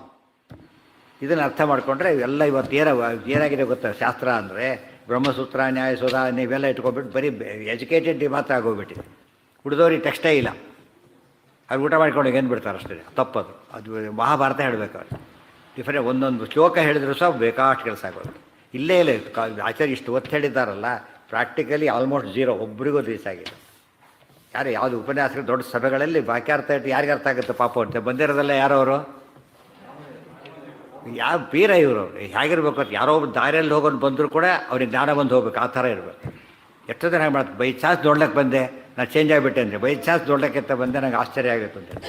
ಆ ಥರ ಕಾರ್ಯಕ್ರಮ ಇರಬೇಕೆ ಹೊರತು ಇದು ಮಾಡ್ಕೋಬಾರ್ದು. ಹೇಗೆ ಭೂರಿ ಭೋಜನ ಅಂದ್ರೇನು, ಭೂರಿ ಭೋಜನ ಮಾಡಿಸಿರೋ ಅಂದರೆ ತುಂಬ ಜನ ಕೂಟಕ್ಕೆ ಹಾಕೋದು, ಅದು ದೊಡ್ಡದೇನಂತಾರೆ, ಅದಕ್ಕೆ ದೊಡ್ಡ ಸಮಾರಾಧನೆ ಅಂತ ಕರೀತಾರೆ. ಅನ್ನದ ಸಮಾರಾಧನೆ ನಿಮಗೆ ಅರ್ಥ ಆಗಿದೆ, ಜ್ಞಾನ ಸಮಾರಾಧನೆ ಅರ್ಥ ಆಗೋದು. ಜ್ಞಾನಕ್ಕೆ ಎಲ್ಲರಿಗೂ ಓಪನ್ ಅದು. ಇವತ್ತು ಅದು ಬಿಟ್ಟು ಕೊನೆಗೆ ಏನಾಯ್ತು ಗೊತ್ತಾ, ಬೇರೆಯವರೆಲ್ಲ ದೂರ ಆಗಿಬಿಟ್ರು. ಅವ್ರದ್ದೇ ಮಠ ಮಾಡಿಕೊಂಡು ಅವ್ರದ್ದೇ ಸ್ವಾಮಿಗಳು ಮಾಡಿಕೊಂಡ್ರು. ಮತ್ತಿರಲಿಲ್ಲ ಅದೆಲ್ಲ ಕೂಡ, ಎಲ್ಲ ಬೇರೆ ಸಪ್ರೇಟ್ ಆಗಿಬಿಟ್ರು. ಯಾಕೆ ನೀವು ಸಪ್ರೇಟ್ ನಮ್ಮನ್ನು ಮಾಡಿದ್ಮೇಲೆ ಯಾಕೆ ಇರಬೇಕು ಅಂತ ಹೊರಟರು. ಸಪ್ರೇಟ್ ಮಾಡದೇ ಇದ್ದರೆ ಏನಾಗ್ತಿತ್ತಾಗ ಎಲ್ಲ ಇಡೀ ಸಮಾಜ ಒಂದಾಗಿರ್ತಿತ್ತು. ಹಿಂದೆ ಎಷ್ಟು ಒಂದು 100 ಸಣ್ಣವರಿಂದ ನೋಡಿದ್ದೀನಿ, ಅಲ್ಲ ಊರಲ್ಲಿ ಎಲ್ಲ ಜನ ಸೇರ್ತಾರೆ ಎಲ್ಲಕ್ಕೂ, ಯಾರೂ ದೂರ ಮಾಡಿ. ಈಗ ಎಲ್ಲ ಸಪ್ರೇಟಾಗಿ ಪೂರ್ತಿ ಸಪ್ರೇಟಾಗಿ ಹಳ್ಳಿ ತಿಂಗಳು ಏನೇ ಉತ್ಸವ ಆದರೂ ಎಲ್ಲರೂ ಮಿಂಗಲಾಗರು, ಯಾರೂ ದೂರ ಆಗ್ತಿರಲಿಲ್ಲ. ಈ ಪೂರ್ತಿ ಸಪ್ರೇಟ್. ಮಠಗಳು ಬರ್ತಾರೆ, ಮಠದಲ್ಲಿ ಸಪ್ರೇಟ್ ಆಗಿಬಿಡ್ತಾರೆ. ನಮ್ಮ ಮಠ ಬೇರೆ ನಿಮ್ಮ ಮಠ ಬೇರೆ, ಅಲ್ಲಿ ಸಹ ಎಲ್ಲ ಡಿಸ್ಟಿಲ್ ಆಗೋಗ್ಬಿಡ್ತಾರೆ. ಅದರಲ್ಲಿ ಮತ್ತೆ ಜೂನಿಯರ್ ಸೀನಿಯರ್ಸ್ ಬೇರೆ, ಆ ರಿಲೇಟಿವ್ಸ್ ನಾನ್ ರಿಲೇಟಿವ್ಸ್ ಬೇರೆ. ಒಟ್ಟು ನಾವು ದೂರ ಮಾಡೋ ಪದ್ಧತಿ ಜಾಸ್ತಿ ಆಯ್ತು ಹೊರತು ನಮಗೆ ಏನು ಬರಲಿಲ್ಲ, ಹತ್ತಿರ ಮಾಡೋದು ಬರಲೇ ಇಲ್ಲ. ಅದಕ್ಕೆ ಆಚಾರ್ಯ ಹರಿಸರ್ವೋತ್ತಮತ್ತು ಬ್ಯಾನರ್ನಲ್ಲಿ ಏನಾಗಬೇಕು, ಎಲ್ಲರೂ ಕೂಡ ಹರಿಸರ್ವೋತ್ತಮತ್ತು ವಾಯುಜೀವತ್ತು, ಇವೆಲ್ಲ all Indians are one. State ಏನೇ ಆಗಿರಲಿ, ಲ್ಯಾಂಗ್ವೇಜ್ ಏನೇ ಆಗಿರಲಿ, ಇಂಡಿಯಾದವನು ಏನಾಗಿರಬೇಕು, ನಾನೊಬ್ಬ ಇಂಡಿಯನ್ ಅಂತ ಹೇಗೆ ಐಡೆಂಟಿಫೈ ಮಾಡ್ಕೊತಾನೋ ಆ ರೀತಿ ಮಾಡಿಕೊಂಡ್ರೆ ಕೆಲಸ ಆಗುತ್ತೆ. ಅದೇ ಎಲ್ಲ ಪ್ರಮಾಣದಲ್ಲಿ ಆಗ್ಬೇಕಂತ ಹಾಗೆ. ಇವತ್ತು ಅದು ಬಾಯಲ್ಲಿ ಹೇಳ್ತಾ ಕೂಡ ಬೇರೇನು ಫಾಲೋ ಮಾಡೋದು, ಚೂರು ಕೂಡ ಫಾಲೋ ಮಾಡೋದು. ಉಳಿದವ್ರ ಹತ್ತಿರ ಕೂಡ ಸೇರಿಸಲ್ಲ. ಹಾಗಾಗಿ 8 ಜನ ಕೂತ್ರೆ ವಾಕ್ಯಾರ್ಥ ಏನು ಉಪಯೋಗ ಅದರಿಂದ ಪಾಪ. ಅಷ್ಟು ಜನಕ್ಕೆ 15-20 ಸಾವಿರ ಜನ ದೊಡ್ಡ ಸಭೆಗಳು 15-20 ಜನ ಸೇರಿರ್ತಾರೆ. ಸುಧಾ ವಾಕ್ಯಾರ್ಥ ಶುರು ಮಾಡಿಬಿಡ್ತಾರೆ. ಯಾರಿಗೆ ತಿಳಿಯುತ್ತೆ ಪಾಪ ಅದು. ತಿಳಿದು ಪಂಡಿತರು ಸುಸ್ತುಡಿದು ಹೀಗೆ ಕೂತ್ಬಿಟ್ಟಿರ್ತಾರೆ. ಆಗಲೇ ಅವರು ನಿದ್ದೆ ಹೊಡಿತಿರ್ತಾರೆ, ಇವರು ಗೊತ್ತಿಲ್ಲದೆ ನಿದ್ದೆ ಹೊಡಿತಾರೆ, ಅವ್ರು ಗೊತ್ತಾಗಿ ನಿದ್ದೆ ಹೊಡಿತಿರ್ತಾರೆ. ಆದರೆ ರೀಚ್ ಆಗದೆ ಹೋದರೆ ಪ್ರಯೋಜನಕ್ಕೆ ಬರೋದಿಲ್ಲ. ಇವತ್ತು ಆಚೆ ಪಾಲನೆ ಕಾಲಿಗೆ ವಾಕ್ಯಾರ್ಥ ಸಿಟ್ಟು ಬರುತ್ತೆ, ಹಸಿವಾಗಿರುತ್ತೆ, ಊಟ ಬೇಕು ಅವರಿಗೆ. ಅದು ಯಾವುದು ಕೊಡಬೇಕು, ಅದು ಯಾವುದು ಡೈಜೆಸ್ಟ್ ಆಗುತ್ತೆ, ಯಾರು ಪ್ರಿಯ ಅದನ್ನು ತಗೋತಾರೆ. ಇವರೆಲ್ಲ ಉಪವಾಸ ಇರೋ ಜನ ಇದ್ದಾಗಿರ್ತಾರೆ. ಮಹಾಭಾರತವನ್ನು ಎಲ್ಲರಿಗೂ ಹೇಳಬೇಕು, ಅದು ಅವ್ರು ಒಪ್ತಾರೆ. ಇವತ್ತು ನೀವು ತಮಾಷೆ ಅಂದರೆ ನಮ್ಮಲ್ಲೇ ಮಹಾಭಾರತ ರಾಮಾಯಣ ಕಡಿಮೆ, ಬೇರೆ ಪುಸ್ತಕ ಬರೋದು ರಾಮಾಯಣ ಮಹಾಭಾರತದ ಮೇಲೆನೇ. ಬೇರೆಯವರೆಲ್ಲ ವಿಷಯ ಗೊತ್ತಿಲ್ಲ, ತಪ್ಪು ಬರೆದು ಬಿಡ್ತಾರೆ, ಜನ ತಪ್ಪು ಗೊತ್ತಾಗ್ಬಿಡ. ಅರ್ಥ ಆಯ್ತಾ? ಆ ಟಿ ವಿ ಹಿಂದೆ ಮಹಾಭಾರತ ಟಿ ವಿ ಗೊತ್ತಲ್ಲ, ಫಸ್ಟ್ ಟೈಮ್ ಇದಾದಾಗ ಎಲ್ಲ ಕಡೆ ಟ್ರಾಫಿಕ್ ನಿಲ್ಲಾಗ ಲಾಕ್ಡೌನ್ ಆದಾಗಿರ್ತಿತ್ತು. ಎಂಟೈರ್ ಸಿಟಿ ಲಾಕ್ಡೌನ್ ಇದ್ದಾಗ ಯಾರು ರಿಕ್ಷಾದವರು ಸಮೇತ ರಿಕ್ಷಾ ಓಡಿಸ್ತಿರಲಿಲ್ಲ, ಮದುವೆಗಳಿಗೆ ಜನ ಹೋಗ್ತಿರಲಿಲ್ಲ. ಅದಕ್ಕೊಂದು ಕೆಳಗೆ ಹಾಕ್ತಿದ್ರು, ಮಹಾಭಾರತ ಇದಕ್ಕೊಂದು ವ್ಯವಸ್ಥೆ ಮಾಡಿದ್ದೇವೆ ಅಂತ ಹೇಳ್ಬಿಟ್ಟು ಆಗ ಜನ ಹೋಗ್ತಿದ್ರು. ಹೌದೌದು, ಎಲ್ಲರಲ್ಲೂ ಮದುವೆಗೆ ಎಲ್ಲ ಸಮಾರಂಭಕ್ಕೂ ಆಗಿರ್ಬೇಕಾಗಿ ನಿಶ್ಶಬ್ದ 1 ಗಂಟೆ ಬರ್ತಿತ್ತು. ಅದು ಅಲ್ಲಿ 9 to 10 ನೆನಪಿರೋ ಹಾಗೆ 1 ಗಂಟೆ ಏನೇನೂ ಇರ್ತಿರಲಿಲ್ಲ. ಅವರೇ ಲಾಕ್ಡೌನ್ ಮಾಡ್ಕೊಂಡ್ಬಿಡ್ತಾರೆ. ಅದು ಮಹಾಭಾರತ ಎಷ್ಟು ಪಾಪ್ಯುಲರ್, ಅದು ಬರೀ ತಪ್ಪು ತೋರಿಸಿದ್ದು, ಗೊತ್ತಾಯ್ತಾ? ಅಷ್ಟು ಜನಕ್ಕೆ ರೀಚ್ ಆಯಿತು. ಇವತ್ತು ನಾವು ಏನು ರೀಚ್ ಮಾಡಿಸ್ತಾರೆಲ್ಲ ರೀಚ್ ಮಾಡಿಸ್ತಾ ಇದ್ದಾರೆ. ಅದನ್ನು ಟೆಕ್ಸ್ಟ್ ಮಾಡ್ಕೊಂಡು ತಪ್ಪು ಮಾಡ್ತಾ ಇದ್ದಾರೆ ಜನ, ಎಲ್ಲ ಮೋಸ ಹೋಗಿಬಿಡ್ತಾರೆ. ಅದು ಅರ್ಥ ಆಯ್ತಾ? ಅದು ನಾವು ಎಲ್ಲಿ ಲ್ಯಾಪ್ಸ್ ಇದೆ ಗೊತ್ತಾ ನಮ್ಮದು. ನಾವು ಗೈಡ್ ಮಾಡಬೇಕಾಗಿದ್ದವರು ಗೈಡ್ ಮಾಡ್ತಾಯಿಲ್ಲ, ಆ ಮಿಸ್ಗೈಡ್ ಮಾಡೋರು ಸುಖವಾಗಿ ಮಾಡ್ತಾಯಿದ್ದಾರೆ. ಎಷ್ಟು ಬುಕ್ಸ್ ಬರುತ್ತೆ ನಿಮ್ಗೆ ಬೇರೆ ಕಡೆ ನೋಡಿಬಿಟ್ಟು ಬರೀ ವೇನ ಎಷ್ಟಿದೆ ಕಥೆ. ಒಂದು ಮಹಾಭಾರತದಲ್ಲಿ ಭಾಗವತದಲ್ಲಿ ಒಂದು 8 ಶ್ಲೋಕ ಇದೆ ಅಷ್ಟೇ. ಒಂದು ಭಾರಿ ತಿಳ್ಕೊಂಡ್ರೆ 50 ಶ್ಲೋಕ ಆದಿತ್ತು. ಇಷ್ಟು ತಪ್ಪ ಪುಸ್ತಕ ಬರೋದು ಇಷ್ಟು ತಪ್ಪ ಪುಸ್ತಕ ಬೇರಣ್ಣ ಮೇಲೆ. ಅವ್ನು ಇವತ್ತು ಐಡಿಯಲ್ ಯಾರೋ ನಾಸ್ತಿಕ, ಅವನು ಹೀರೋ ಮಾಡಿಬಿಡ್ತಾರೆ. ಹೀರೋ ಅಂತ ಬರೀತಾರೆ. ಇವತ್ತು ನಿಮಗೆ ಇನ್ನೂ ಆಶ್ಚರ್ಯ, ಜಾಸ್ತಿ ಪ್ರಿಂಟ್ ಆಗೋದು ಪ್ರತಿ ವರ್ಷ ಯಾವ ಕಥೆ ಕಾದಂಬರಿ ಅಲ್ಲ, ಮಹಾಭಾರತ ರಾಮಾಯಣ ಪ್ರಿಂಟ್ ಆಗೋದು. ಉತ್ತರ ಮನೆಯಲ್ಲಿ ಇಟ್ಕೊಂಡಿರ್ತಾರೆ ಪುಸ್ತಕ. ಅದು ಬಿದ್ದರೆ ಭಾರಿ ಮನೆಗೆ ಒಳ್ಳೇದು ಅಂತೇಳಿ. ನಮ್ಮಲ್ಲಿ ಅಂಥದ್ದೇನೇ ಇಲ್ಲ, ನಾವು ಸರೋಮರ್ಗ ಇಟ್ಕೊಳ್ಳೋದು ನಮ್ಮ ಜನ. ಅಲ್ಲಿ ಹಾಗಲ್ಲ, ಭಾಗವತ ಮಹಾಭಾರತ ಮನೇಲಿ ಇರಬೇಕು. ಸಂಸ್ಕೃತ ಪುಸ್ತಕ ಅದು ಅದರಲ್ಲಿ ಪ್ರತಿಯೊಬ್ಬರು ಇಟ್ಕೊಂಡಿರ್ತಾರೆ. ಆ ಕಡೆ ಧರ್ಮಶ್ರದ್ಧೆ ಭಾರಿ ಜಾಸ್ತಿ ಆ ಕಡೆ. ನಮ್ಮಲ್ಲಿ ಅದೇನೂ ಇಲ್ಲ. ಇದು ಯಾತಕ್ಕೆ ಹೇಳಿದ ಆಚಾರ್ಯ ಎಲ್ಲಿ ಒತ್ತಿ ಹೇಳ್ತಿದ್ದಾರೆ, ಪ್ರತಿ ಮಾತಿಗೂ ಇದಾಗಬಾರ್ದು. ತಸ್ಮಾತ್ ಸಮಸ್ತ ಹರಿಸದ್ಗುಣಾನಾಂ ನಿರ್ಣೀತಯೇ ಅಥವಾ ನಿರ್ಣೀಯತೆ ಭಾರತಗಾ ಕಥೈಷಾ. ಇಷ್ಟು ಹೇಳಿ ಮತ್ತೆ ಕೊಡಿ, ಬರೀ ಕೊಟೇಶನ್, ಲಾಂಗ್ ಕೊಟೇಶನ್ಸ್. ಈಗ ಒಂದಾದ್ಮೇಲೆ ಕೊಡ್ತಾ ಹೋಗ್ತಾರೆ. ಸತ್ಯಂ ಸತ್ಯಂ ಪುನಃ ಸತ್ಯಂ ಉದ್ಧೃತ್ಯ ಭುಜ ಮುಚ್ಯತೆ ವೇದಶಾಸ್ತ್ರಾತ್ ಪರಂ ನಾಸ್ತಿ ನದೈವಂ ಕೇಶವಾತ್ ಪರಂ. ಎಲ್ಲ ಒಂದೇ ರೀತಿ ಶ್ಲೋಕಗಳು, ಎಲ್ಲ ಸೆಲೆಕ್ಟ್ ಶ್ಲೋಕಗಳು ಇಷ್ಟು ಕೂಡ. ಇಷ್ಟು ಹೇಳಿದ ಮೇಲೆ ನಿಮಗೆ ಹರಿಸರ್ವೋತ್ತಮತ್ವದ ಬಗ್ಗೆ ಸಂಶಯ ಬರಲಿಕ್ಕೆ ಸಾಧ್ಯ ಇಲ್ಲ. ಯಾವ ವಾಕ್ಯ? ಮಹಾಭಾರತದ್ದೇ ವಾಕ್ಯಗಳು. ನೀವು ಮಹಾಭಾರತ ಒಪ್ತೀರಿ ಅಂದಮೇಲೆ ಇದನ್ನು ಒಪ್ಪಲೇಬೇಕು. ಒಪ್ಪೋದಿಲ್ಲ ಒಪ್ಸೋದು ಬೇರೆ ಮೆಥಡ್ ಇದೆ. ಮತ್ತೆ ಒಪ್ಸೋ ಮೆಥಡ್ ಬೇರೆ, ಒಪ್ಪಿದವನಿಗೆ ಕನ್ವಿನ್ಸ್ ಮಾಡೋ ಮೆಥಡ್ ಬೇರೆ. ಅದನ್ನೆಲ್ಲ ಸರ್ ಹೇಳ್ತಾರೆ. ಅದು ನಾಳೆ. ಹೌದೌದು, ವೇದವ್ಯಾಸರು ಮಾತಾಡಿ. ಹೌದು, ಇವತ್ತು ಸಿಗುತ್ತಲ್ಲ. ಮಹಾಭಾರತದಲ್ಲೂ ಸಿಗುತ್ತೆ, ಹರಿವಂಶದಲ್ಲೂ ಸಿಗುತ್ತೆ. ಏನೋ ಅಲ್ಲ ವೇದವ್ಯಾಸ ಏನೋ ಅವ್ರಿಗೆ ಗೊತ್ತಿಲ್ಲ ಆದ್ದರಿಂದ ಹೇಳ್ತಾರೆ. ಇವತ್ತು ಮನೆ ಜನಗಳಿಗೆ ಕಂಡವ್ರು, ಮನೆ ಜನಕ್ಕೂ ಗೊತ್ತಿರೋ ರಾಮಾಯಣ ಮಹಾಭಾರತ ಟಿ ವಿದೇನೆ. ಅವ್ರ ಮಟ್ಟಿಗೂ ತಾವು ಸರಿಯಾದ ಹೇಳೋದಿಲ್ಲ. ಅವರು ಸ್ವಲ್ಪ ಒಳ್ಳೆ ತಿಳಿಸ್ಬೇಕು ಅಂತ ಇಲ್ಲೇ ಇಲ್ಲ. ಹಿಂದಿನ ಕಾಲಕ್ಕೆ ಅದು ವ್ಯವಸ್ಥೆ ಭಾರಿ ಇತ್ತು ಪಾಪ. ಹರಿಕತೆ ಇದರಲ್ಲೂ ಕೂಡ, ನಾಟಕದಲ್ಲೂ ಕೂಡ ಬರ್ತಿತ್ತು ಅವೆಲ್ಲ ಕೂಡ ಹೇಳ್ಬೇಕಾದ್ರೆ. ಹಳ್ಳಿಯವ್ರಿಗೆ ಪ್ರೈಮ್ ಮಿನಿಸ್ಟರ್ ಚೀಫ್ ಮಿನಿಸ್ಟರ್ ಯಾರು ಗೊತ್ತಿರ್ತಿಲ್ಲ. ದುರ್ಯೋಧನ ಅವರೆಲ್ಲ ಗೊತ್ತಿರ್ತಿತ್ತು. ಆ ಟೈಪ್ ಇರ್ತಿತ್ತು. ಎಲ್ಲ ಸಕರೆ ಇದ್ದಾಗಿರಬೇಡ, ಆಗಲ್ಲ ಮಾತಾಡ್ತಾಯಿದ್ರು ಎಲ್ಲರೂ ಹೇಳ್ಬೇಕಾರೆ. ಈಗ ಅದು ಹೋಗಿಬಿಟ್ಟಿದೆ. ಬರ್ತಾ ಬರ್ತಾ ಬರ್ತಾ ಕಡಿಮೆ ಆಗ್ತದೆ. ಡೈರೆಕ್ಟಾಗಿ ಮಾಡ್ತಿದ್ದಿಲ್ಲ, ಅಷ್ಟು ಧೈರ್ಯ ಇರ್ತಿದ್ದಿಲ್ಲ ಅವನಿಗೆ. ಇವತ್ತು ವೇದವ್ಯಾಸರನ್ನು ಜನ ತಲೆ ಬಗ್ಗಿಸ್ತಾರೆ. ಅದು ದುಷ್ಟನೂ ಕೂಡ ಸ್ವಲ್ಪ ತಲೆ ಬಗ್ಗಿಸೋದು. ವ್ಯಾಸೋ ಸಿಸ್ಟಮ್ ಜಗಸ್ತಾರೆ. ಇಂಡೈರೆಕ್ಟ್ಲಿ ಹೊರಗಡೆ ಬೇಕಡೆ ಬೈತಿದ್ದ. ಅವ್ರು ಎದುರಿಗೆ ಏನೋ ಮಾತಾಡ್ತಿದ್ದಿಲ್ಲ ಅವರು. ನಾರಾಯಣಾಯ ಪರಿಪೂರ್ಣ ಗುಣಾರ್ಣವಾಯ ವಿಶ್ವೋದ